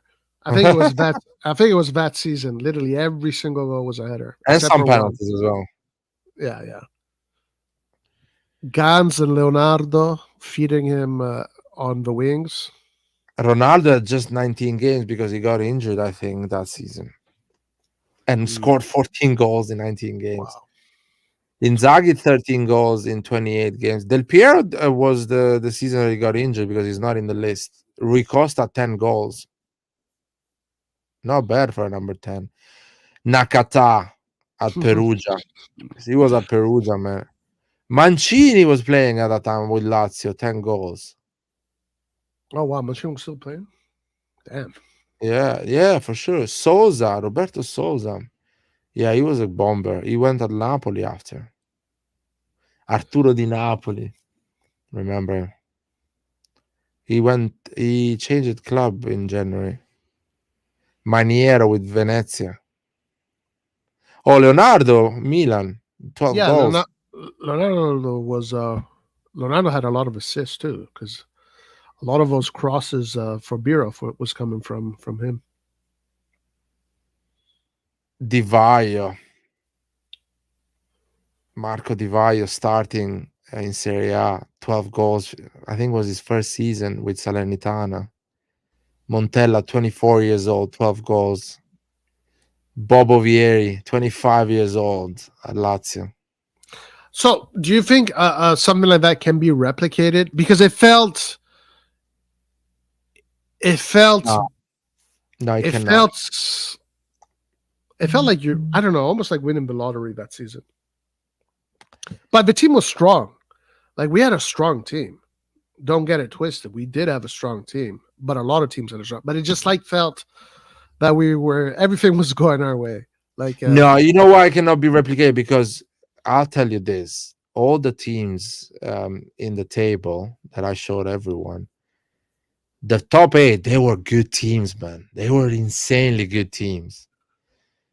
So they were literally killing each other out and slowing each other out. So it cannot happen. I see too much dominance of the 2 or 3 teams in Serie A, and the other ones, they don't have the money. And by the way, another thing is those top 8 teams, they were spending a lot of money as well. They were spending serious amount of money. Milan, Inter, Juventus, everyone was spending money. Parma, Lazio, Roma. It was like madness. Fiorentina as well was spending money. I think they had Fatih Terim as well in that season. oh yeah, crazy. maybe that was the season. Yeah, 3-1 there. Yeah. And the second page, let me see the second page. I want to have this nostalgia a bit. What we had in the second page. See, Edmundo at Fiorentina, 8 goals. Sinisa Mihailovic, defender, had 8 goals that season. With Zamorano, who 9 was it playing with? with Lazio. That's- Milan Rapic had 9 goals. He was a good striker. Enrico Chiesa, 9 goals. Chiesa. Otero, I don't remember. Edmundo was a good player, man. Of course. Ortega, the new Maradona was called at that time. 8 goals. George Weah, 8 goals. Oh 26 that's years. my favorite guy. The game against Juventus, Boban Weah. That Was it that season? I think it was that season. Yeah, Boban Weah, where they had that 1-2 with the chest and the header, and then they celebrated together. I think it was that season. Yeah, I Can think be, so. yeah. Yeah. Weah was playing with Birov, I think, together, yeah. Yeah. I don't think it was that season, man. I don't think it was that season because the season we won, and Leonardo and Birov was playing a lot. I don't Was think Weah was there anymore. It was no, Weah was there for sure. Oh yeah, it was there. Yeah. Boban, I don't know if he was there. Either it was 96 or 99, but it was a season where Milan won the league. And against Juventus, there was this play that Boban and Weah did, and they did this celebration where they celebrated together. That was awesome. Yo, Ortega was the new Maradona at that time. He was class. The social media will go crazy now for Ortega. If there was social media at that time, or Ortega was 25 years old right now, everyone would be, we should buy Ortega for 120 million. I know that because everyone was going crazy about Ortega. What nationality? Argentina. He was playing for Argentina. He was the new Maradona, and right foot. Okay, that's what they're saying. Assist, dribbling. And what team was he playing with? Sampdoria. Okay, yeah. Sampdoria had some strong players. I remember Sampdoria had some strong players. I guess this was one of them. I don't personally remember. I remember the name. I don't remember much about him though. Dude, Callon was playing at Cagliari. Everyone had good players, man. Nicola Ventola, 6 goals. With Inter? Roberto Baggio was at Inter, yeah. 5 goals. Sergio Conceição was at Lazio, 5 goals as a wing, not bad. Some insane players, man. Yeah. Fonseca at Juventus. Fonseca was a Juve? Yeah, he was a Juve player, man. Well, I remember him when he was at Roma. Him and Aldair, Fonseca, Aldair. He went to, I totally forget. Oh, yeah, he went to Juve, dude. I completely forgot about that. Damn, that's bringing some crazy memories. Dude, the only thing I was doing at that time, I was just talking about football, watching football, reading about football. That's the only thing I was doing. That's buying all the magazines to read about the players, playing video games with all the names of the players, where they come from. I knew almost everything. O'Neill, Diego Simeone was at Inter. 5 goals, Simeone. Jesus Christ. More than what he will allow to his midfielders now. Guglielmo Pietro, 4 goals. Oh yeah. He was decent. Was he with Inter or Milan that season? Milan. He scored Oh, those heavy goals, man. You remember the one against Perugia? Yeah. Luigi Di Biagio at Roma before going to Inter. Antonio Conte, Juventus, 29 years old, 4 goals. Dejan Stankovic, Lazio, 20 years old. Stankovic was at Lazio 20 years old. Wow. Insane. Giovanni Tedesco, Gianluca Zambrotta, right back, 4 goals. What team? Perugia. No, Bari, scusa. Vierkwood to Vicenza. Maurizio Gans, 4 goals, and all of them heavy as fuck. Did Sampdoria have Seedorf back then? No. Seedorf was way early. Then Seedorf is at Real Madrid at this moment, 1999. Right. Yeah, he's at Real Madrid, yeah. And that summer of the 1999, I think he moves to Inter. Or a year later, something like that. Zanetti at 3 goals, was 25 years old.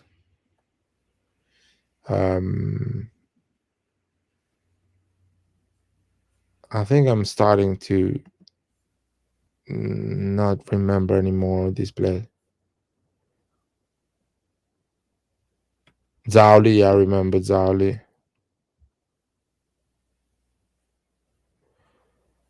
Yeah. Thierry Henry, 3 goals, by the way. Thierry Henry. That was the year Juventus fucked up. Yeah, 21 years old, 16 games, 3 goals, Thierry Henry. And that was, I think, the year that Ancelotti got fired, or no? The year after he got fired. No, Ancelotti was at Parma this year, I think. Yeah, Ancelotti was at Parma. Yeah. Ancelotti got fired for finishing second. Oh, yeah. That year. 1 point away or something. Yeah, lost like when the crazy rain in Perugia happened. Padalino. Thierry Henry, man. Look at that. Dominating the Premier League after. Now, just to remind people that at 21, you can actually score 3 goals and become a great player. Just how much they've been shitting on Diaz. That at 21 scored 4 goals and 4 assists. Yep. Or when people shit on Leao, that at the age of 19 has scored just 4 goals and 3 assists. Just to remind people. Gianpaolo was Gianpaolo was playing? Yeah. Federico Gianpaolo. I don't know if it's the same one. Is he called Federico, the coach? No, I don't think so.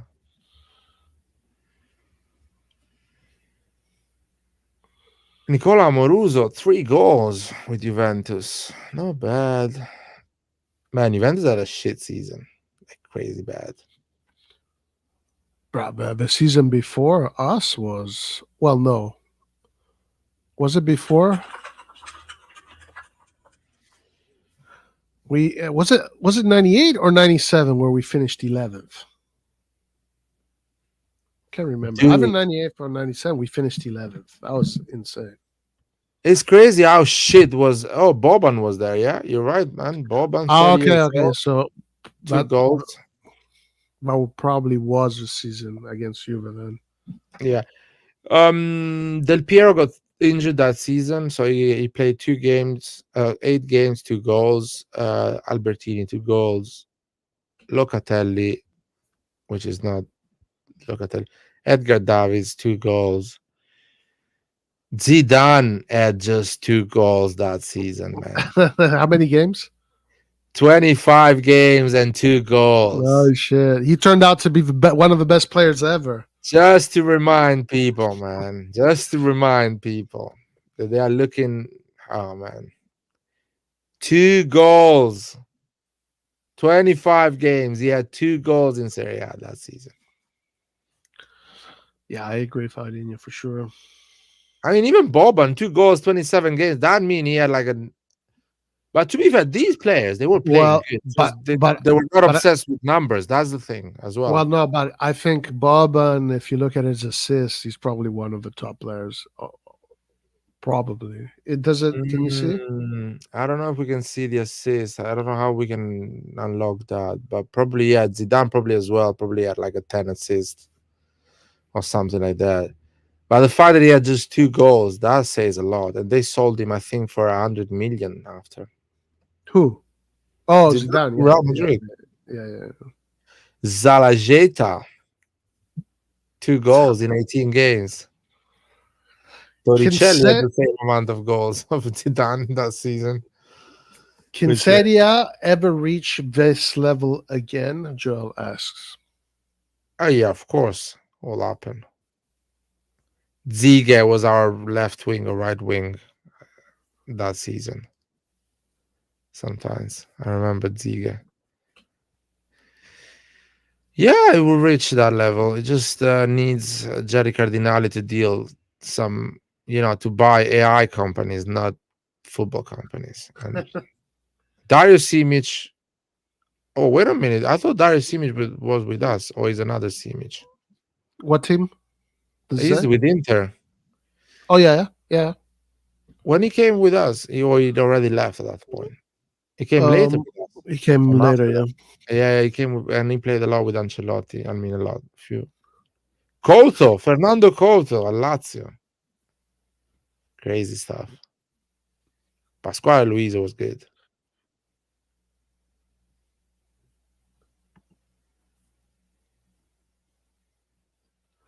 The year after Roma won it, Totti and Montella, big year. They bought Batistuta. Where's Montella in this? Montella was up there, was like 12 goals. Oh, okay. I think he was 25 years old at that time. They bought Montella, they bought Batistuta. You want to win the league, you buy the guy that scored 21 goals, you buy the guy that scores 12 goals the season before. You keep Totti that scored, I think, quite a lot. I think 15 goals or something like that. That's how you win the league, not fucking selling players and buying other players. Tomasi. Sebastian Veron with Parma at just 1 goal. He probably had a shitload of assists. Yeah.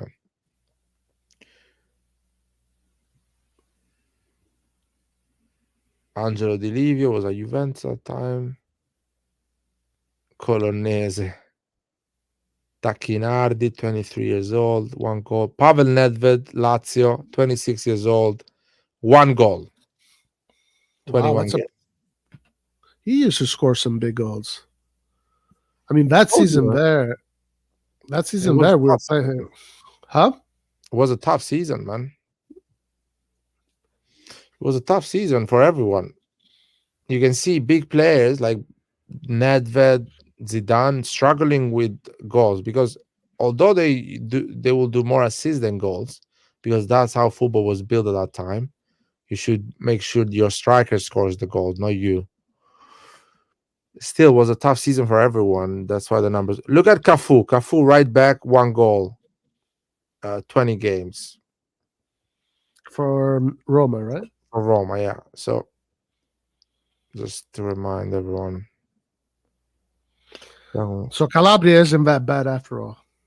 Not with goals, at least. Aaron Winter, I remember him at Inter. Stefano Fiore, he played a bit he played for Italy. Yeah, he had some nice goals for Italy. He scored some nice goals. He moved to Lazio after that. This is the last. Sensini, I remember Sensini. Birindelli. Igor Tudor, centre backs. Gianluca Pessotto, Bettarini. Who he was playing at that time? I think it was Perugia, or don't remember. I think it was Perugia. Asprilla had just 1 goal. 8 games, so I assume he got injured. Was really good when he was. I think he got injured. Oh my god, he was one of the best players. Paolo Maldini had a goal that season, 30 years old. Grande Paolo.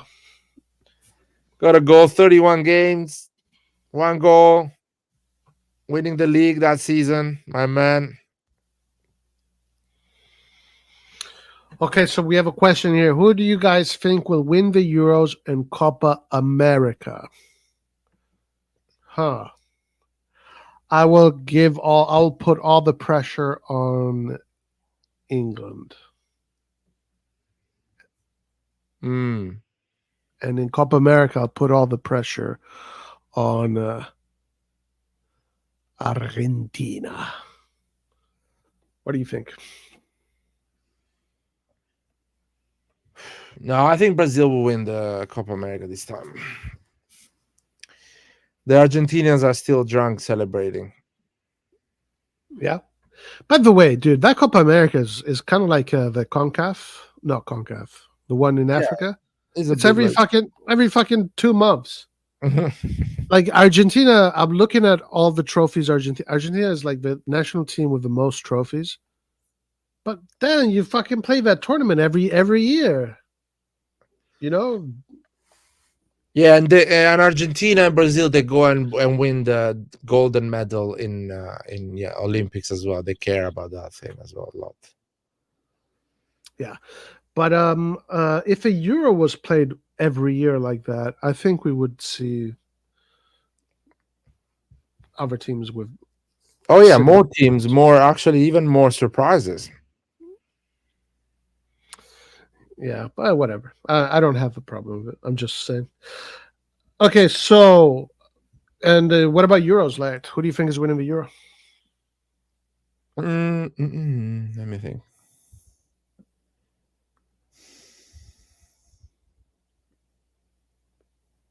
Trying to see who is the team that has played better. And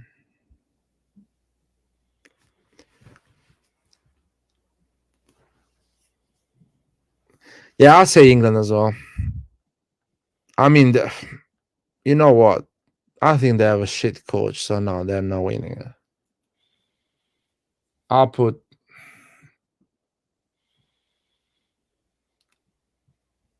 Portugal. Portugal? Yeah. Why Portugal? I don't know. They have a lot of talent. And I think they have hunger. They want to win it. So I'll put them. They have defenders, they have midfielders, they have attacking players. I think they just changed the coach as well. They have a new coach. So I'll say Portugal for the Euros. And Copa America, I'll say Brazil. All right. So speaking Portuguese, the international football this summer. Oh yeah, it's all Portuguese, huh? Yeah. Albania will bring it home. Oh no, it's not gonna bring it home. It's gonna do Greece. Albania had a crazy run in the qualifiers. Yo, these teams that have good runs in the qualifiers usually do well. Yeah, they are. And it wasn't a playoff. It wasn't a playoff. It was straight direct first spot. Team with the best record. Like it's a strong team. That means it's a strong team.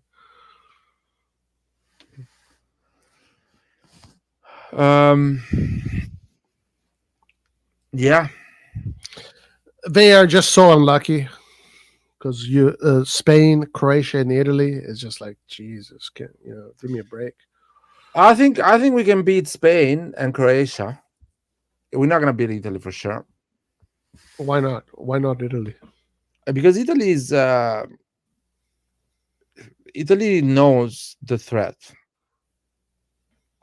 Italy knows us, so they will not underestimate us. But Spain and Croatia can underestimate us. Plus, Croatia is a bit on a downside. The new generation, it will take a couple of years before they settle in and make the overall team competitive. So, and the old generation is getting sold and is getting old, and they're not playing a lot. So they're on the downside for at least the next 2 or 3 years. And Spain, fuck me, man, they just possess the ball with no reason to do that and never score. So we're just gonna stop. We're just gonna stay at the back and go on aggressive counter. I think Albania can go ahead in the group. Silvino is a really clever manager, by the way. Watch out, Silvino. Silvino, I think the moment he leaves Albania to go, and be a manager at the club level, maybe, he will be a great coach.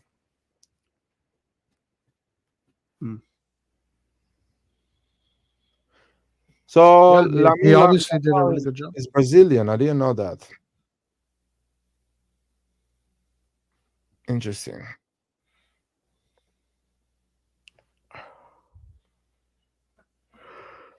As far as Italy goes, I don't know. I think the attack. I was looking at it every day. I was telling you earlier. Scamacca's in form. Retegui is good. Not great, but Scamacca, what I'm seeing is fucking incredible. It's not like his last games. Jesus, like that's fucking insane stuff. Then I looked at Orsolini's season. If Orsolini can bring that level of football to the national team, if the attack is Chiesa on the left, Scamacca as your center forward, Orsolini on the right, that's an attack that nobody will even know these players. They will all underestimate that attack. They'll think it's a complete shit attack. That attack will hurt you if they can maintain the same level that they're doing in the Serie A right now. So I think attack is not bad for Italy in the end. I think a lot of people are going to underestimate the attack, especially with Orsolini. They're going to say, who the fuck is this guy? But he's playing at super high levels right now. I don't think many defenders can stop him. The defense worries me. I don't know. I don't think we have a lot of experience in defense. Is Spalletti playing 3 at the back or 4 at the back? Well, I don't know if he's playing a 4-3-3 or a 3-4-1-2. I think last games he played a 4-3-3. I think Spalletti should play 3 at the back, man. He doesn't have good center backs, in my opinion. I think the Italian center backs need to get to a level of maturity until they seem really good. Scalvini is really young. Bastoni, he does have a little experience, but he's very young too. Buongiorno is still young. Mancini, who's had a decent season, is still he's only 25. And Roy, these guys at club level, they play 3 at the back. Oh, yeah, they're all 3 at the back. So they are inexperienced. They play 3 at the back at club level, and they go to the national team and they play 4 at the back, and they struggle. So that's why he shouldn't do it. Well, he's tried to do 3 at the back. I think this is probably what we're going to see.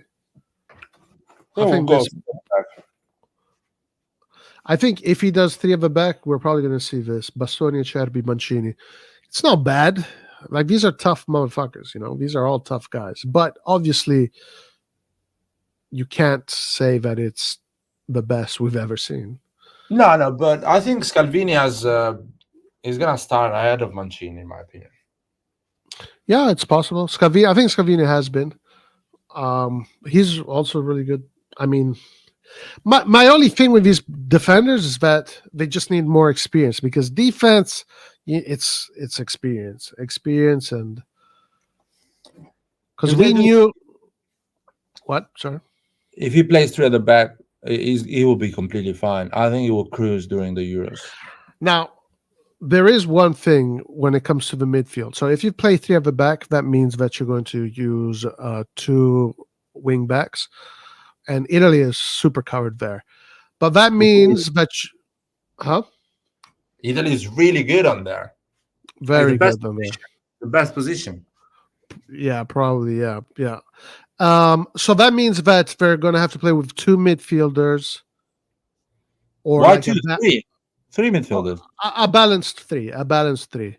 So Barella, Jorginho, and Pellegrini probably. Probably I that's mean, the most talent. even other players. Italy has other midfielders. Well, you have Frattesi there. It's You have Locatelli. You have Bonaventura.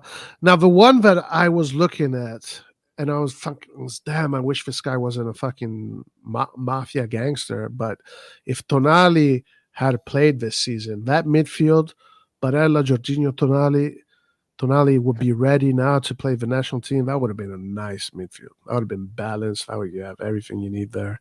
That would have been really nice. But the guy decided to be a gangster, so we don't get to see him. I think Italy has a good team, has potentially a team that can potentially win it, but so do the other teams. The other teams. I think Germany is very strong. I think Germany's going to be very strong. Nagelsmann as a coach, and I saw them play against France. I was impressed. Nah, Germany is shit, man. In my opinion, Germany, this is one of the worst Germany I've ever seen in my entire life. Well, I saw them play against France, and they looked really good to me. I mean, this was the last game they played. I know that they've been coming up from a really bad form, and I don't think they have a very difficult group also. And I think like Germany at home is dangerous. And it's about momentum, state of form. So yeah, it makes sense. And if you go ahead with your group, after that it's just one game at a time. So yeah, France has all the talent in the world. I think France is gonna flop this one. Well, I gotta say, man, it was just a friendly, so it's just a friendly. But they were struggling against Germany to create. You know what it is? It's that they used to have Pogba and Kante in that middle, which was such a perfect combination. Yeah, they don't have that anymore. They don't have that anymore. Now the quality and also the fighting spirit is not the same. That Were was they like 3 at the back or 4 at the back? And I think they do. I think it was 4 at the back. Because in the World Cup they played 3 at the back. If I'm not wrong. Oh, I'm wrong. It was they played 3 at the back. I think last time I saw them, it was 4 at the back. 4 of them. Anyway, but that midfield, Chamonix, is just not the same quality as Pogba and Kante. It's not the same. Chamonix, Rabiot, it's not the same quality. Chamonix is limited as a player, in my opinion.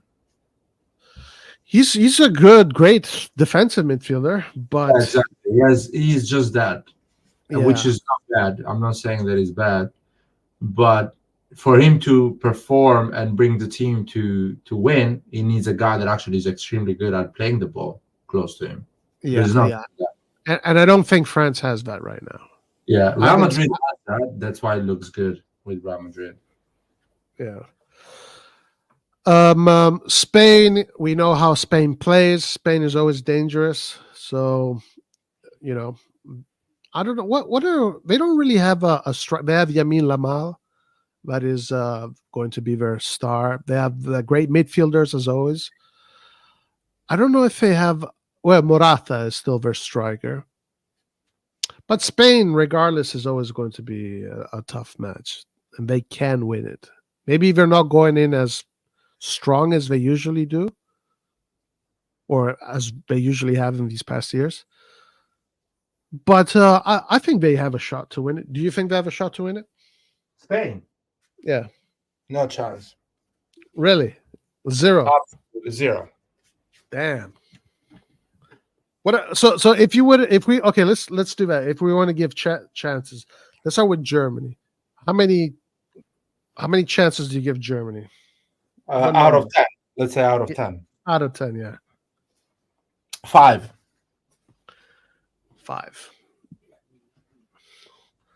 I'll give it a 7.5 with Germany. What about Italy? Dude, 7 is a lot. It's like almost they winning. So close. Yeah. For me, from the last thing I saw, I was very impressed. Now, it was just because of the last game I saw. Like they were moving the ball super fast, triangles, scoring nice goals. Everybody is finding each other, and it was against France. You know, in France, I think it was in France. I was really impressed with Germany, and the fact that they're playing at home.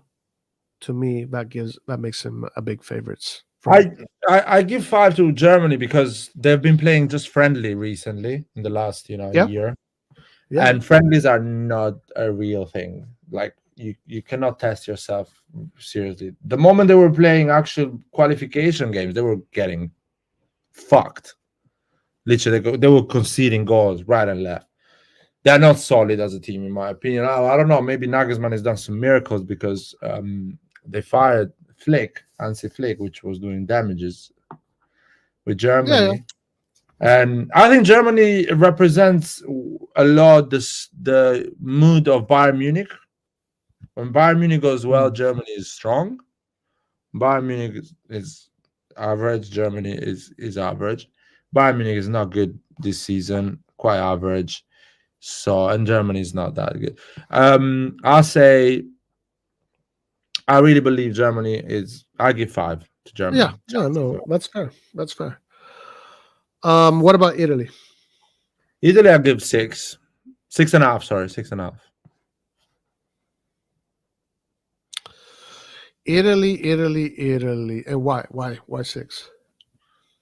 Well, it's a good team. I think the fact they didn't qualify to the World Cup kind of put them back. You know, they humbled the whole group.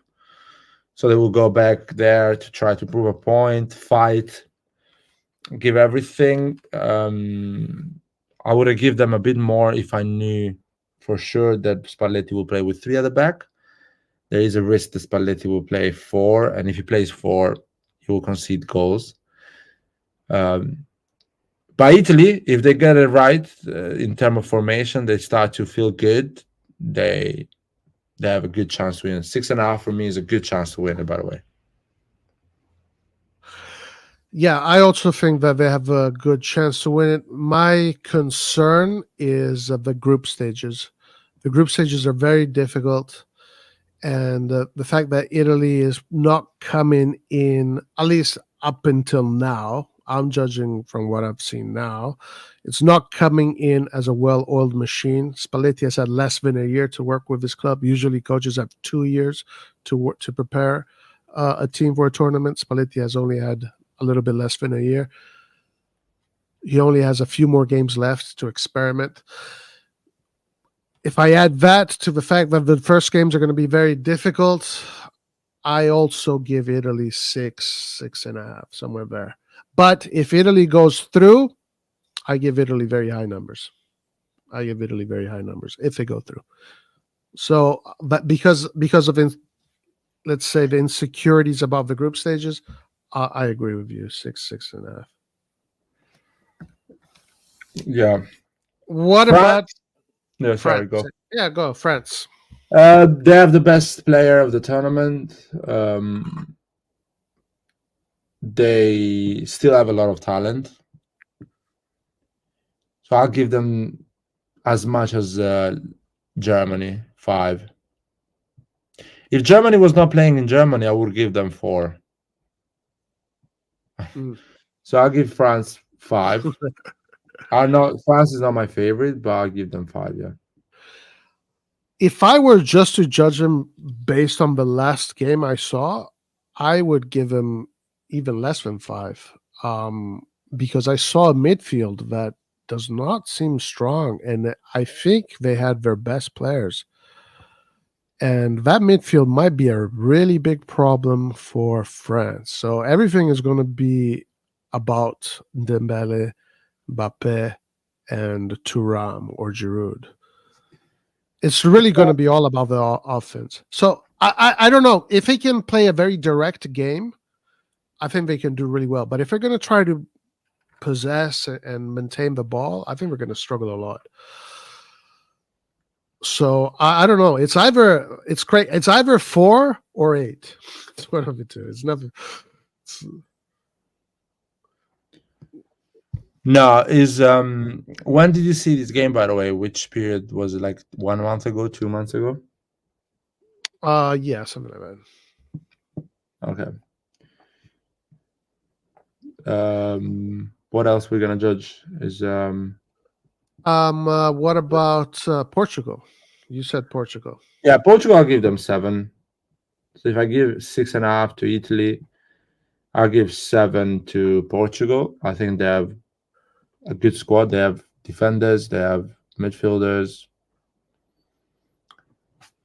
I think that Ronaldo wants to win another international trophy badly. I hope it doesn't become too toxic, that it wants to play every time, and they find the right balance to keep him in the squad but not start him. I don't think he should start every game. But yeah, he's a goal scorer. The team is talented. I think they are my favorite for this Euros. So you give him a 7. Yeah. I don't really know too much about this team. I'm just going to go with what Portugal usually brings. And I think Portugal always kind of falls short when it comes to certain opponents. I don't know why.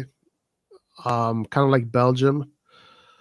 But I can't really judge this team properly because I don't know I haven't seen them play. So maybe they're really good and they're the best team.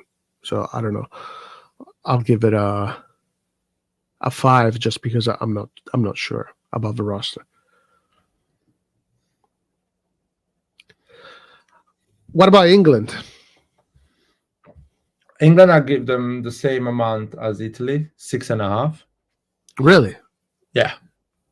So second favorite after Portugal, I would say, with Italy. England 6.5 because I think they have the best 22 player squad. Individual? You mean as individuals? Yeah, overall, you know what I mean? Of course, for example, none of their position, they are the best in the world, but it's all high level. All high level, at least top 3, top 5 in the world, you know what I mean? And they play, all of them play with, high pressure, with clubs that try to win everything every season, Yeah. So on that side, they're completely covered. And each position, they have 2 players. The coach is an idiot. It's like Furlani managing the national team. So he's literally an idiot. The guy is achieving big results because he has probably the best squad of every other national team. That's why he's achieving semi-finals and things like that. And he's been lucky as fuck playing with weak team as well. So if they didn't have like a Gareth Southgate, but they had a proper coach, they will be winning it. So I will put them as a favorite. I will give them 8 or 7.5. But because they have this guy, I think 6.5. So this guy is a bad coach, and he can be out-coached a lot of time in a lot of games by a lot of coaches in the competition.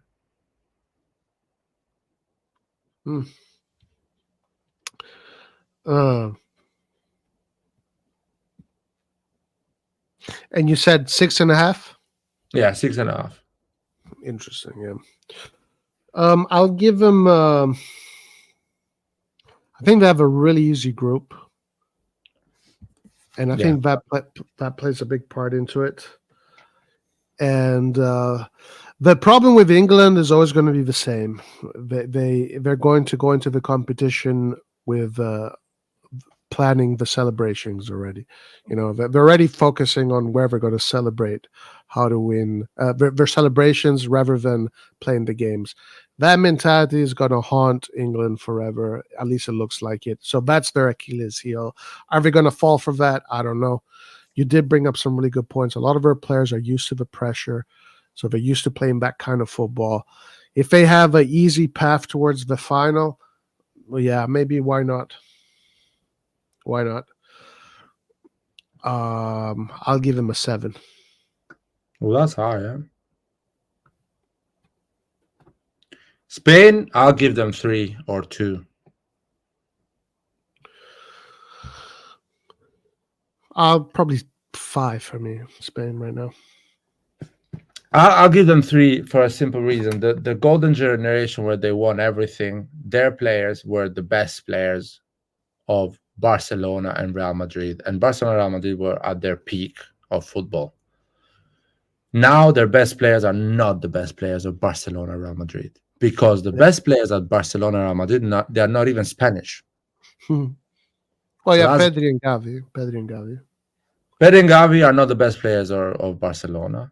But yeah, you're right. Like the best players used to be not the best players of Iniesta, Barcelona. Xavi, they used to be the best players of Barcelona. Piqué was the best defender. of Barcelona. They were the best players in the world, you know. Yeah, of course, because Barcelona was the best team in the world, so you Right, automatically are one of the best in the world. Correct. They Barcelona is don't not have the best team in the world, and still their Spanish team players are not the best players in that team that is not the best in the world. So automatically puts them in a really weak position. At that time, I mean, they had like Fernando Torres was like a best striker in Premier League at that time when they won the Euros. He was playing, I don't know if he was playing for Atletico or for Liverpool. I think he was playing for Atletico. So he was one of the best strikers in Spain. So yeah, they are like insane. And they're not in that situation now. And they still obsess themselves with playing with tiki-taka, possession football. And we have seen this, we have said this so many times in this channel, for example, that if you want to play that football, you need to have the best players in the world to play that football. So yeah, and they don't have a striker, which is usually in this competition is quite useful. Yeah, even though Giroud and Immobile says the opposite. Look, I agree with all of those, especially with the Barcelona Real Madrid thing and how the hierarchies have changed. But Spain is always a tough team. I'm going to give it a 5. What about Holland, the Netherlands? Again, I'll give them a 3. Damn, so low. Yeah, like Spain. I'm not giving them 0. There is still a chance to win it for them. So yeah, 3. I think 3 is fair. I think as I said, this is one of the weakest Dutch team I've ever seen in my entire life. And I've seen some good ones, of course, and even some good ones perform really bad as well. So I don't see these guys performing better. Similar to Portugal, I'm not super familiar with the Dutch team right now. I know Rangers is there. I know the players that play in the team. I don't think this is a team that has that ability to transform itself into a winning juggernaut that can win a tournament. But with Holland, I mean, this is a team that historically has been to many finals, has gone deep, has won some, has lost many. So I never want to count Holland out, just like I never count out any of the big teams. I'll give him a 4.5, 5. Jeez, that's you're positive with these national teams. What about Belgium? Nah. I'll give them 3. 3? Yeah, they fight each other. They're like hating each other. That's a big problem. Yeah, that's a big problem when teams do that. I mean, Courtois is injured, so probably it's half of the beef. It's half. Oh yeah, because of they're cheating on each other's the wives. Yeah. You give him a 3? Yeah, I'll give it a 3. Not happening. I agree, somewhere around there, 3, 4. Yeah. What about Albania? Well, this is a dark horses conversation, yeah? Yeah. I would say. Did we mention all the big teams? The big national teams? Well, Croatia. I guess Croatia can be considered a big team. No, it's a dark horse. Croatia is a dark horse. Okay. It's too I think, small yeah. in general, and their league is not that powerful to be considered, you know. They've done incredible. They've been fighting and playing football like they are a big nation of football nation, you know. But it's about generations when you talk about Croatia or these small national teams, you know. And as I said, their generation is towards the end. We'll take a bet to get back to the level we are used to. But yeah, no, I don't think Croatia is a dark horse. Wait. So they're not a dark horse? No, I don't think they're gonna do well. Oh, really? Wow. Okay. No.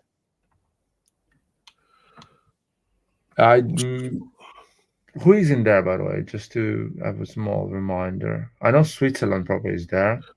Switzerland, Serbia.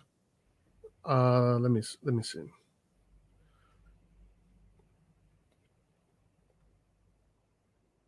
Scotland, yeah. Hungary, Switzerland. Hungary is a good. We got Denmark, Slovenia, Poland, Serbia, Romania, Ukraine, Slovakia, Austria, Turkey, Georgia. We got Beraskilias, Georgia. Wow, first time they qualified. Yeah, first time they qualified in their history. Okay, that can. Which group they are? They're playing.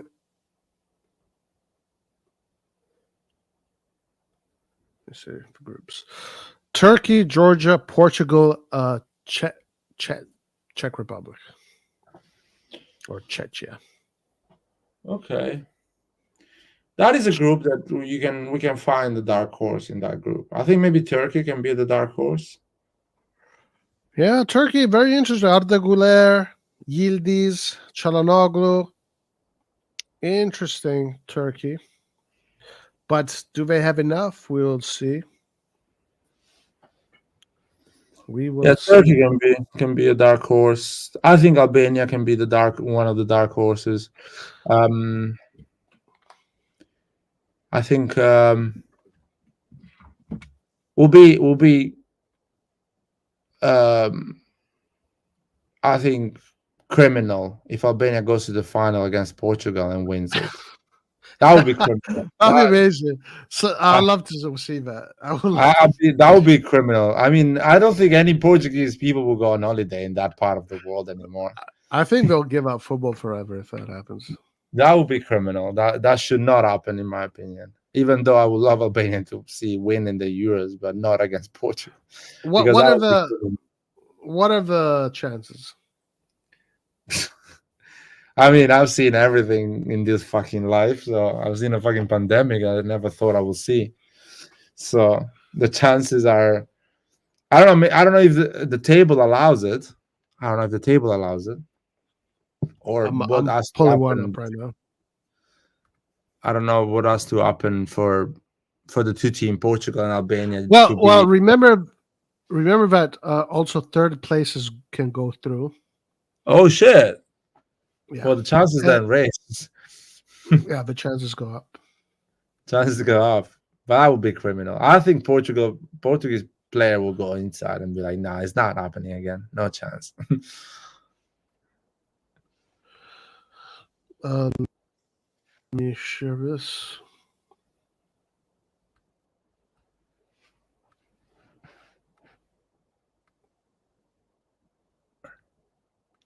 So there is still playoffs being played. Yeah, I see some Turkey can be a dark horse. Slovakia, Romania, Belgium. Oh, Denmark as well. This is old. No, this is old. Yeah, it's done already. No, yeah. this is old. because the playoffs are finished. Yeah. Yeah. I think Denmark should be there, should be in the conversation. I don't know if Sweden is there. Denmark should be there for the dark horse, yeah. Okay.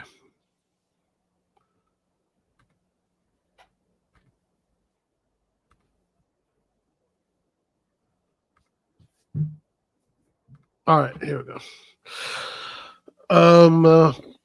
Denmark, yeah, they can go through. They have an easy group. Slovakia, Denmark, Serbia, England. England is really the only problem for them. But Switzerland. other than that, Switzerland is always a pain in the ass every year. yeah, if you think about it, Group A, Germany, Switzerland are probably the two favorites. Yeah. I see Denmark going through as well. It looks like it can go through. Turkey looks like having Portugal looks easy. Belgium, Slovakia, Romania, Ukraine. Yeah, this is a weird group, I'll be honest. That's an open group. I think France, Austria will go through, man. Netherlands is not going to go through, in my opinion. You don't think we're going through? I really think Netherlands is not going through. France and Austria is going through. I hope Italy can put some numbers, Jesus, because if Italy finishes third, they can still go through as best of three. I think four best of three teams go through. I think they will be first in that group, in my opinion. It will be the first game will be Italy, Albania, no? Albania, Italy. Mm-hmm. I don't know, Laird. Italy has never beaten Croatia in the history of the. Well, there's always a first time. And Albania has never beaten Italy. Yeah, and so there's a first time for everything. Yeah. So I'm not super confident. I actually give in Albania a little bit more, let's say, respect, because I think the way they came through the qualification group was pretty high level, I think. I mean, they've done some money ball for real, serious money ball, not the one Jerry Cardinale does. Albania has done some serious money ball. They've been scouting all the best talents around the world they have. They've been picking all the youngsters and giving them the chance to play with the first team, now with the youth 21, you know what I mean? So I guess I see that is a group, because it's such a group of death. I don't think the third one will qualify in that group B, you know what I mean? Yeah, it's possible, yeah. For sure. It's going to be such a group of death that no one will dominate anyone else. So the third one will be kind of be very tight. Yeah, very tight. But I see, like in a group like the English group, England will maybe win all of them, and the other two will qualify because they will get like 6 points or both of them. Yeah. Okay, I found a simulator here. You found a simulator? Interesting. I think I'll say something stupid. I think probably the group of death can have the third go through. All right, let's do Group A. Yeah, simulate. Germany first? No. Can you randomize it? Let's see what the system says. Or you cannot do it by randomly. If we go down, probably there is no. It's not possible. So we need to pick them. Okay, let's pick them. Like, let's go. Let's put Germany and Switzerland. German first. Switzerland second. Scotland third. Hungary fourth. Yeah. Okay, go ahead. Let's make it straightforward. Italy, Albania, Croatia, Spain. What? Whoa. All right. This is your simulator. Yeah. It's, All right. Italy, Albania, Ben. Croatia, Spain. Okay. Oh wait. Dude, Spain. The only team they beat in the World Cup was Honduras or something like that. They didn't beat anyone else. Or okay. No. I put England first, Denmark second, Serbia third, Slovenia fourth, France, Austria, Poland, Netherlands.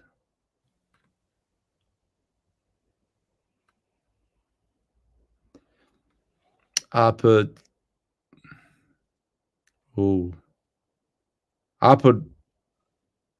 Romania, Belgium. Hold on. Did you just put Netherlands fourth? Yeah, why not? Damn. All right. Go ahead. I put Romania, Belgium, Slovakia, Ukraine. Well, Basile's not going to be happy with you. All right. Last one. I Portugal. put Portugal, Turkey, Georgia, Czech Republic. Third place ranking. We need to pick them now. We need to pick the third place as well. Yeah. Well, let's pick third place. Pick Georgia, Croatia. This is the ones that perform the best. You got to pick. Yeah, the ones that in your opinion perform the best. Pick Georgia, Croatia. Pick Poland and Scotland. Click a fifth. Serbia, Slovakia. By the way, I hope people don't get offended. I'm just putting a really like. Oh, there is a derby there. Oh, nice. Switzerland, Albania, and Scotland, England. Okay, so Germany, Denmark. Oh, I'm gonna go with what I really believe. So I'll go Denmark. Okay, Switzerland, Albania. Penalties or in the game? 3-0 first half. Damn. Oh, Italy's going. Italy's going. It's gonna England, Scotland. Yeah, England. They're gonna kill me if I say England. Portugal, Croatia. Portugal. Giving some Austria. Really? Wow. Yeah. Romania, Georgia. I'll put Georgia. France, Turkey. France. All right. So here are the quarterfinals. Denmark, Italy. Everyone wants to see Italy, France semifinal. So Italy, yeah. Portugal, Austria. Portugal. Georgia, France. Yeah. England, Albania. I'll pick England. These motherfuckers have such a great run, man. If you look back, they are playing Albania. Go back, go up. I want to see England, Scotland, and can you believe it? That's well. That is if Albania finishes second in the group. Yeah, and if Scotland is one of the best ones. Well, if it's not Scotland, it's gonna be Serbia, man. So it's not like a. Anyway, England. Pick England. Yeah. Let's not dream too much. All right, semifinals. Italy, Portugal. I was opposite. Oh, so everyone would love to see a revenge Italy, France, Italy winning it with a golden goal, which is not allowed now. But I'll put as a final, to keep a bit of consistency, what I said before, I'll put Portugal, England, the final. And winner? Portugal. I win in Portugal, yeah. But going back to the semi-final,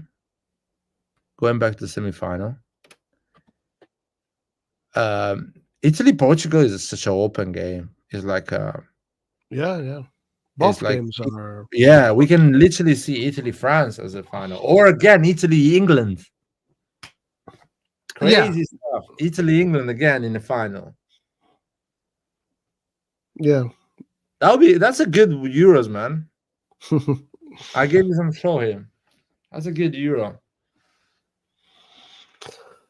Yeah. The things that I disagreed with were Group B. I have a feeling it's going to be Spain, Italy. Dude, Spain is average. It's an average team.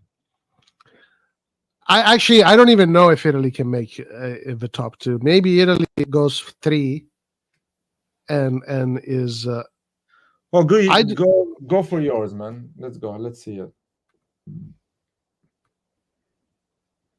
Cancel everything.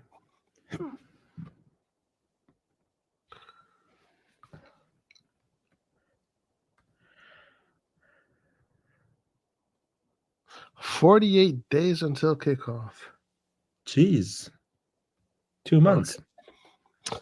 All right, so I'll go fast. Germany, Switzerland, Hungary, Scotland. Okay. This one here, just put Italy second, man. Fuck it. Just be a supporter for once. Just pick it with your heart. Well, I'll go with my brain. My brain says Spain, Croatia, Italy, Albania. That's what my brain says. You're crazy, man. What the fuck, Spain and Croatia is gonna go top of that group. I don't know, man. That's what my brain says, but I hope my brain is really stupid. On weed, your brain. Yeah, I hope so. Slovenia, Denmark, Serbia, England, Denmark, Serbia, Netherlands, Austria, France, Austria, Poland, Belgium, Slovakia, Romania, Ukraine. I'm going to go with Belgium and Ukraine. Like that. Turkey, Georgia, Portugal, Turkey, Georgia.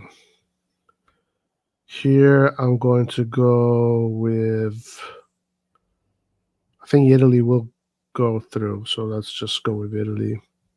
I don't know the order, to be honest with you. I'm going to just go random here. So basically just, oh yeah, okay. Go for it. So Germany, Denmark, which was what we had earlier. I'm going to go with Germany. Switzerland, Croatia. I'm going to go with. Come on, Switzerland is better I'm going to go with Switzerland. At the moment. Spain. I'm going to go with Spain. England, Austria. I would almost give it to Austria here because this game here is going to be very difficult. Well, I'll go England. Portugal, Italy right away. Damn. Wow. Bro, put some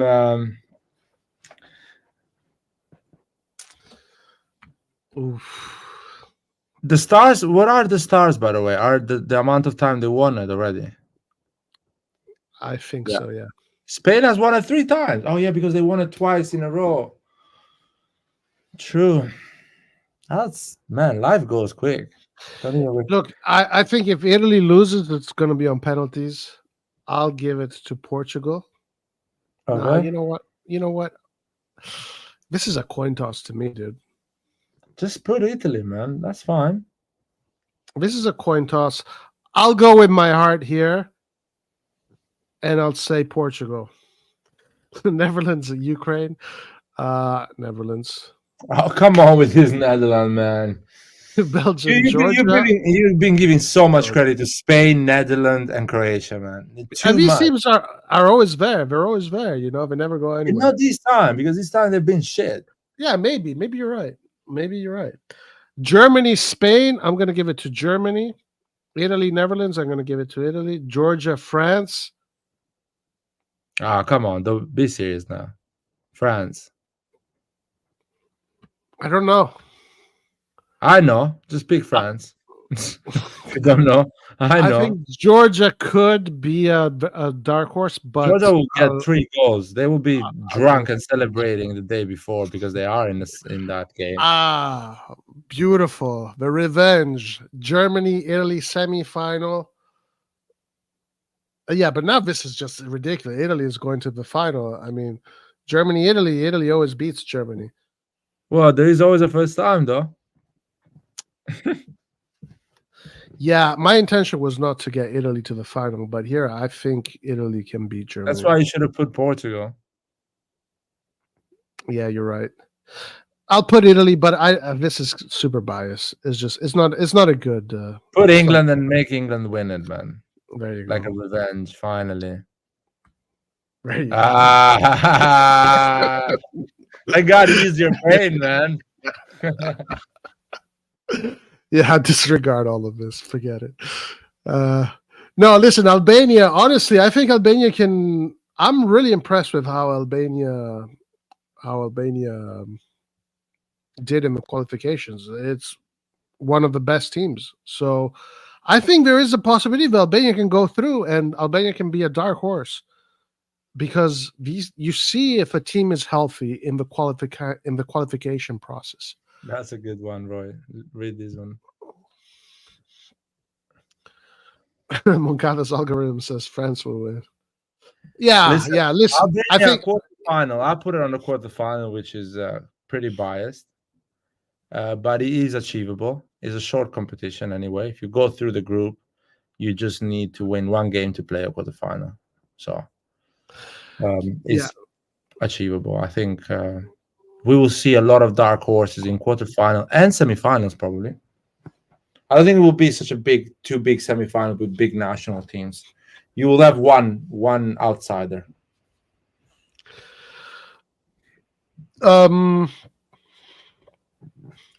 Yeah, for sure. But Euro always has that. Always has it.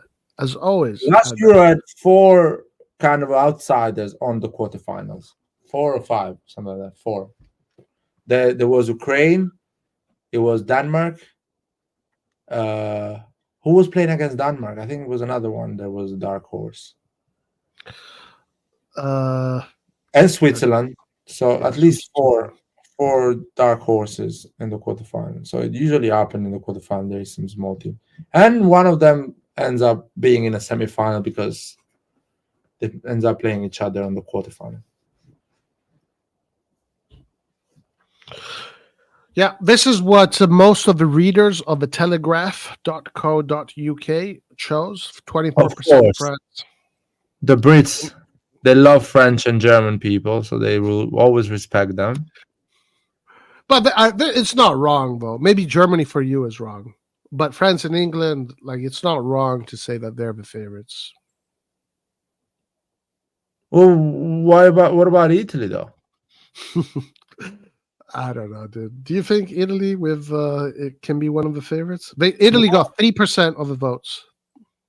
That's too low as a percentage. That's what I'm saying. I give it to Portugal. Why not Portugal? Why Portugal? Or Portugal. Yeah, or Portugal. Why not? Why are they still insist with this England that hasn't won it yet? I mean, they're like you, man. You picked Italy, so they picked England. So, but I didn't really want to do that. It's harder than. Yeah, I saw how much he struggled.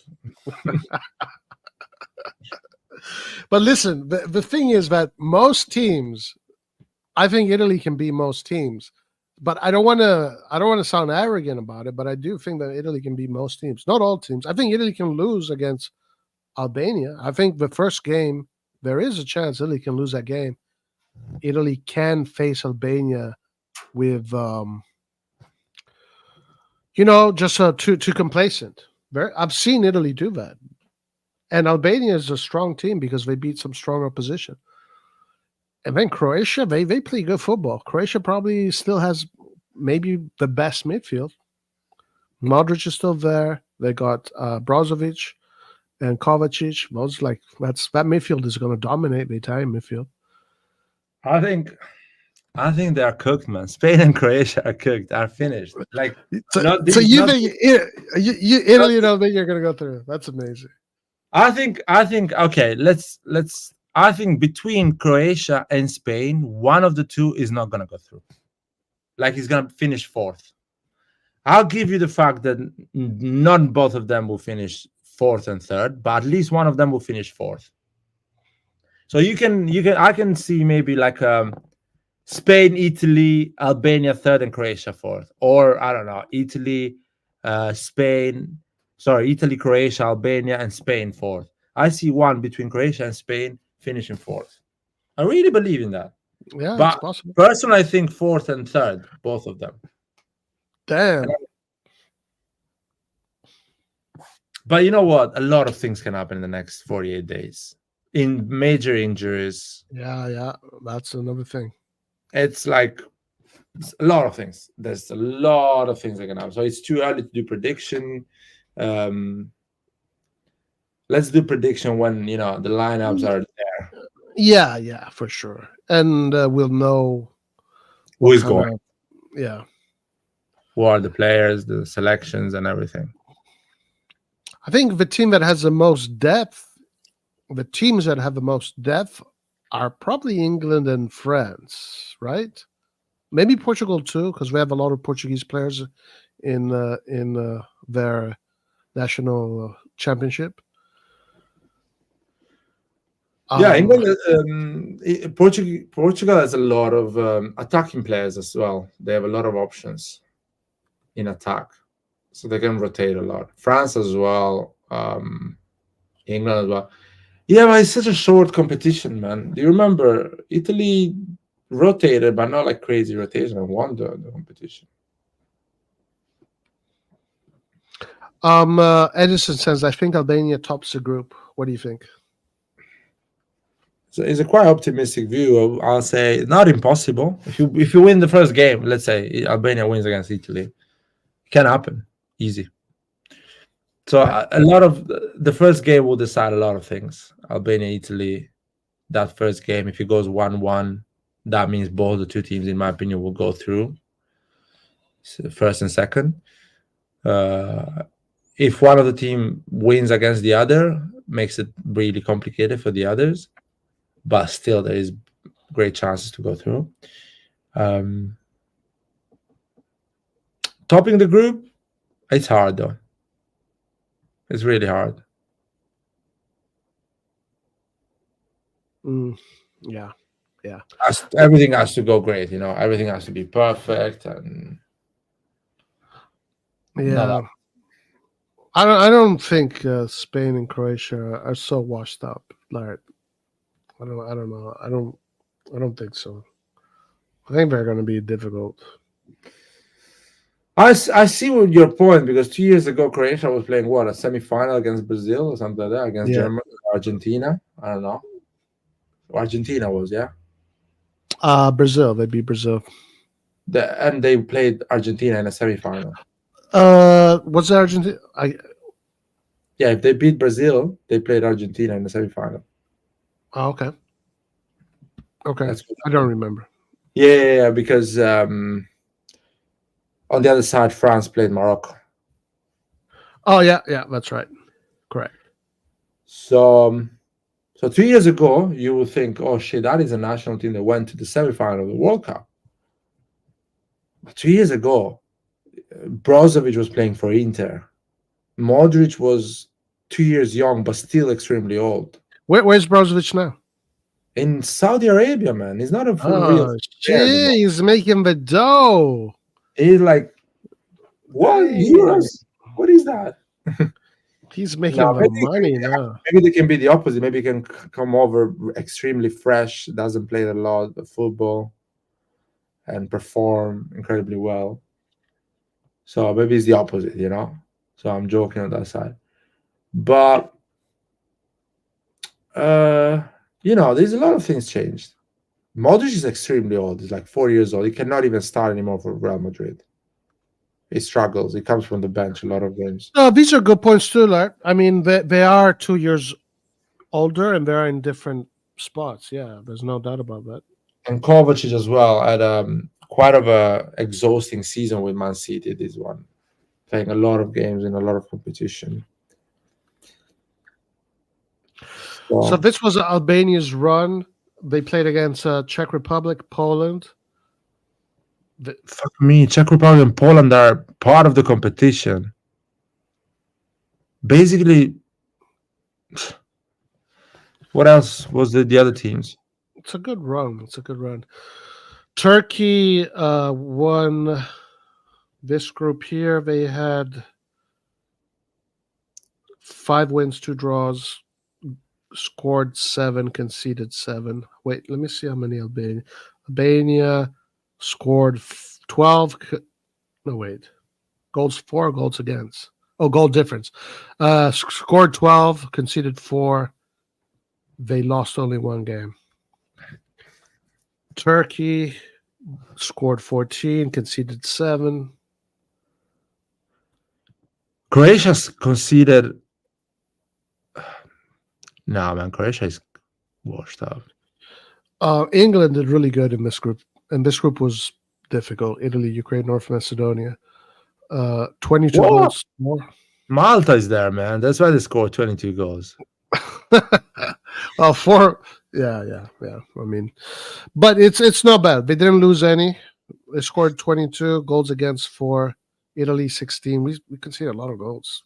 How the fuck you guys conceded 9 goals? You guys need to play 3 at the back. Stop with the 4 at the back. There's no more good defenders.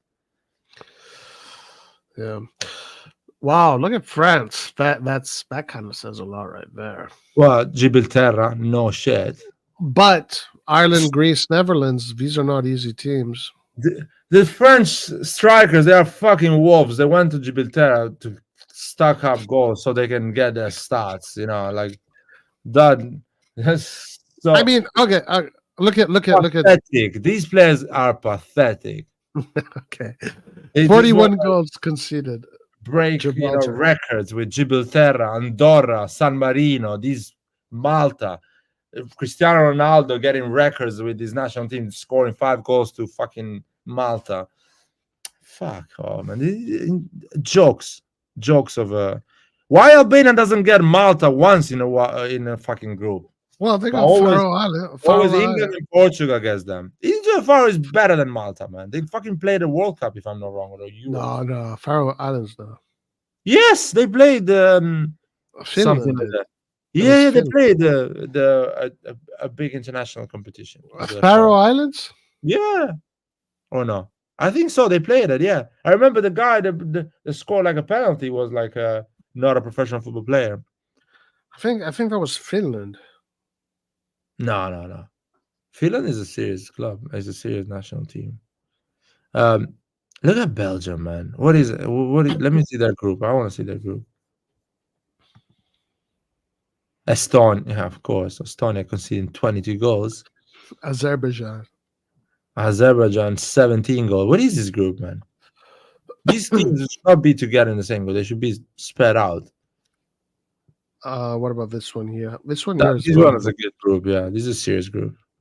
This is serious? Well, it's the most balanced group. Yeah, balance. So you know what I mean. Yeah. You see from the goal conceded if the group is balanced or not. San Marino. What about San Marino? Are you 31 goals conceded? I know what they're gonna do to make sure that Erling Haaland plays one of these competitions. They will put like fucking Malta, San Marino, and Azerbaijan in the same group for them, so they can go in the Euro. Look at this group: Kosovo, Andorra, Belarus. It's a fucking World War III there. This is Portugal's group. Look.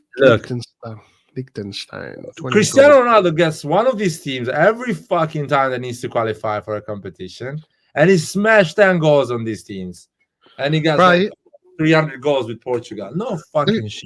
Look at this: 36 goals. Yeah, because Liechtenstein is in the group, and Bosnia Herzegovina has been really bad recently. By the way, Who's to have the best defense? Let's see who have the best defense. Goals against 2. no, I want to see Netherlands. What type of group Netherlands had? Netherlands.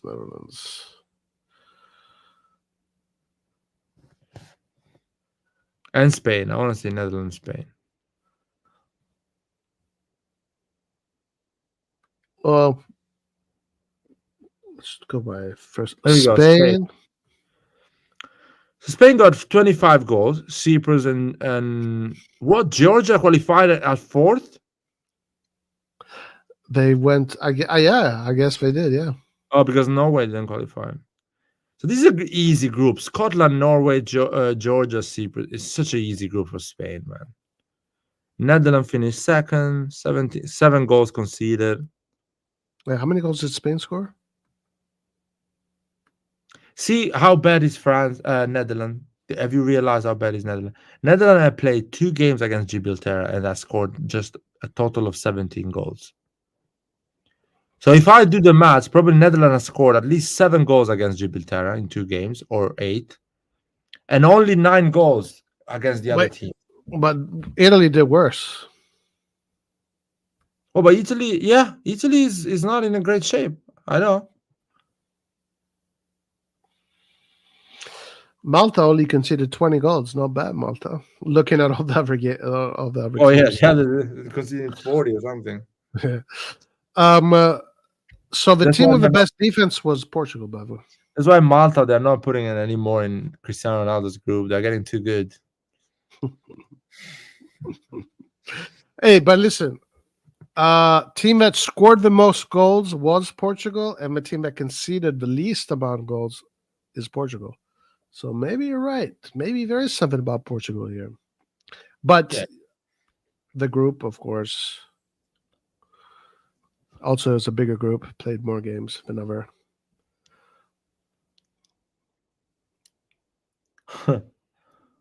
Looks like they do it on purpose, man. So Cristiano Yeah, look, Ronaldo, they won every single game.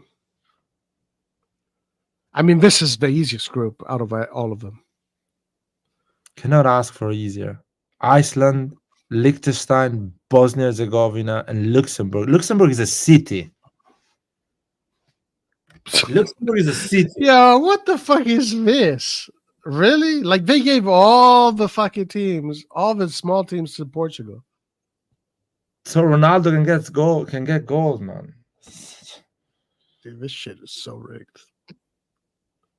That's why people think, oh, to qualify in South America is harder. No, it's not, because it's for Brazil and Argentina is not harder, because it's statistically proven they participate every fucking year. So it's not that hard. The problem is that in Europe is so randomized that you can end up in a group like this that is easy as fuck, or you can end up in a group like Italy or other teams that is super difficult and tricky. So it's not that easy.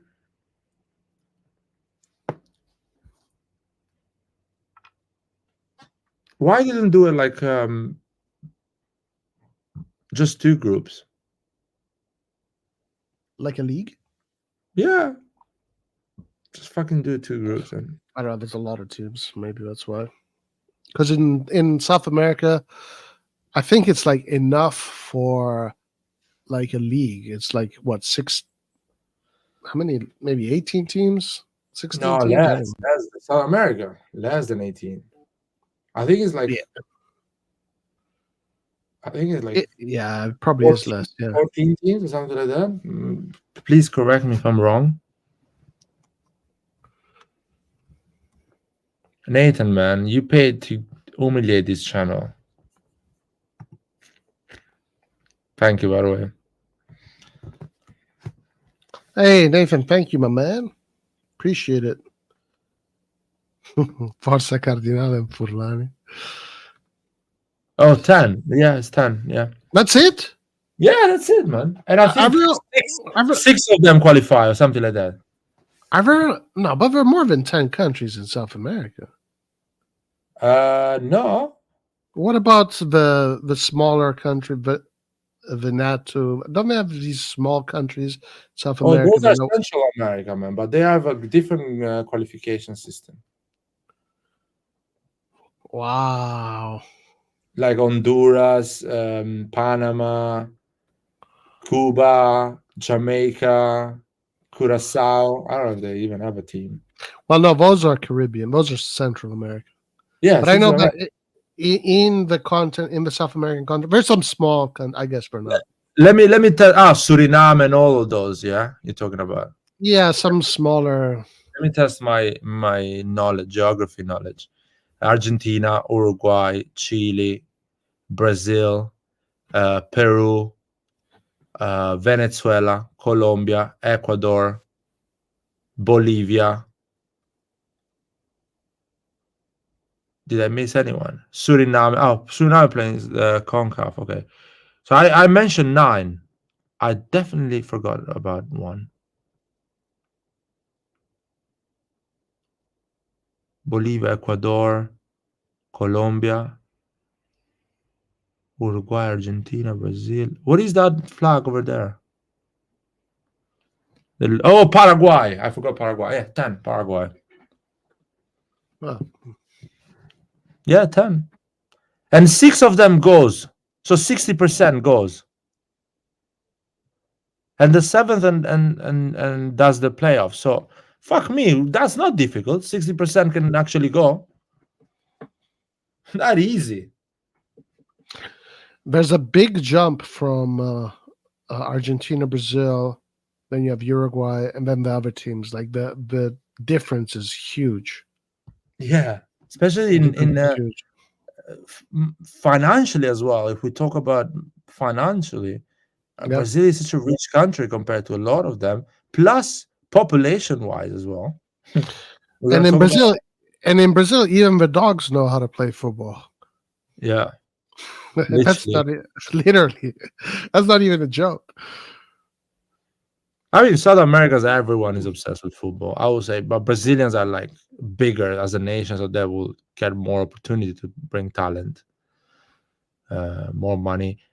But yeah, there is a way. It's 60% chance. That's a high percentage. So it's easy in South America to qualify to a World Cup. It's complicated for Peru and Bolivia, which are the poorest country, I guess, in South America. Also, Venezuela's having a lot of trouble. But they're doing okay. Venezuela is having some trouble. But they always had always good teams. I coach some Venezuelan players, man. Those are some of the best players I've ever seen. Ever. Joel is shocked about Venezuela doing that good. I mean, it's just 6 games, Joel. I mean, like the chances of qualifying are there. It's kind of like La Liga. It's Barcelona, Real Madrid, and Atletico. Yeah. And everybody else is fighting for those 3 or 4. I think there's also this in blue. What does that say? They do like playoff with another continent. Yeah, there you go. So it's really 7 spots. So these teams are usually fighting for where's Brazil? Oh my God, Brazil is 6.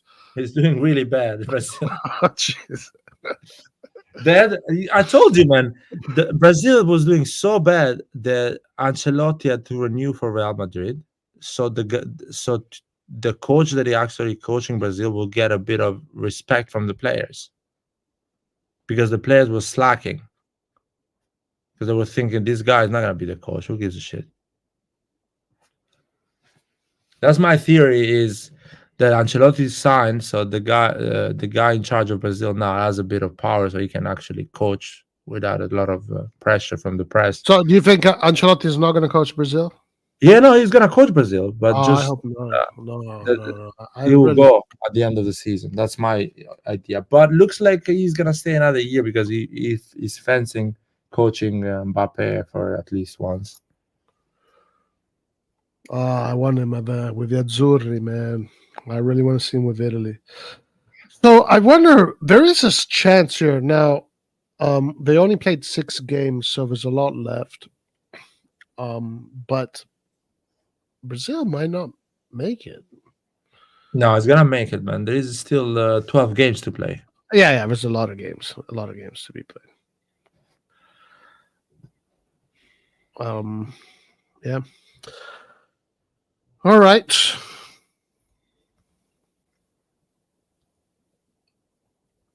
Oh, Abdi, what's up, bro? Didn't you send me a message? I'm going to sleep, Roy. Yeah, we should close in a sec. The EPL has kind of been part of a Brazil downfall. Their best players used to play for Milan, Madrid, Bayern, Barca. Now their midfielders play for Newcastle and West Ham. Yeah. Well, Larry, what did we learn today? That the Curva Sud are Crackheads. crackheads, yeah. I don't know what they are. They're just pretty moody recently. I don't know, they're putting a bit of pressure. I would love to see some pressure on Cardinali. I'm surprised they didn't do it when they fired Maldini, which is shocking to me. Cardinali come out of that situation like a hero, for fuck's sake. Yeah. Well, all right. There's we have 4 more games left. Let's just do this. Let's just look at what these last 4 games are, and then we'll close. Let me go to AC Milan website. And No, I can show it to you. Serie A table. Just give me a second. you got it? Yeah, sure. Go ahead. I can go easily. Where is it? 1 second. Yeah.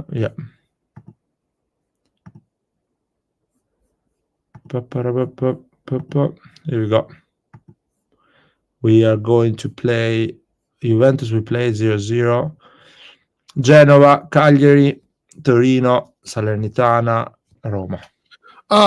What? Roma? No. That makes no sense. I don't know if he's a friendly. Oh, that's a friendly. Yeah. That's a friendly. Okay, so we have 4 games. We're playing Man City too. That's July after the Euros, so that is pre-season. So the last game is May 26th. Yeah. Why do we have a friendly so close after the season ends?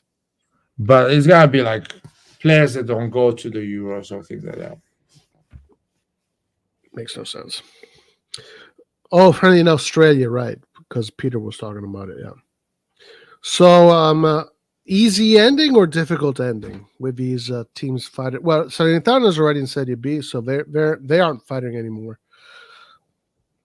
Cagliari is fighting, and Genoa is probably still fighting. Torino is good; they're fine. What do you say? Our useless player will get some stats here, so Guido can tell me they did. Yeah. I think Chukwueze will get some stats, and Furlani will be a genius again, guys. Yeah, I think we're going to win these games here, and all of a sudden, all the problems with Milan will be cured. The Curva Sud is going to be back. The Furlani love affair is going to start all over again. No, we're not winning all of them. We're not winning all of them. We're going to win 2 at least of them. Some of our useless players will score goals, and everything will look not that bad. Antonio will tell me that, yeah, they're not bad. They're good. We can keep them next season. That's what Antonio does. We did 2 games good, and they're like, oh, yeah, they're good. Not that bad. Forgiving completely about the rest. So that's what's going to happen. People will chill out a bit and start accepting all the situation again. Joel, I think next game will be official. Kimberini will be at the Milan-Roma game in Perth. Nice. Okay. All right. Let's close. All right. Forza Milan. That's it. Forza Milan. Thank you guys for joining, by the way. Yes, sir. The core audience, man, never give up. Yeah, 100%. All right, guys. Forza Milan. See you next time. Peace out. Peace out.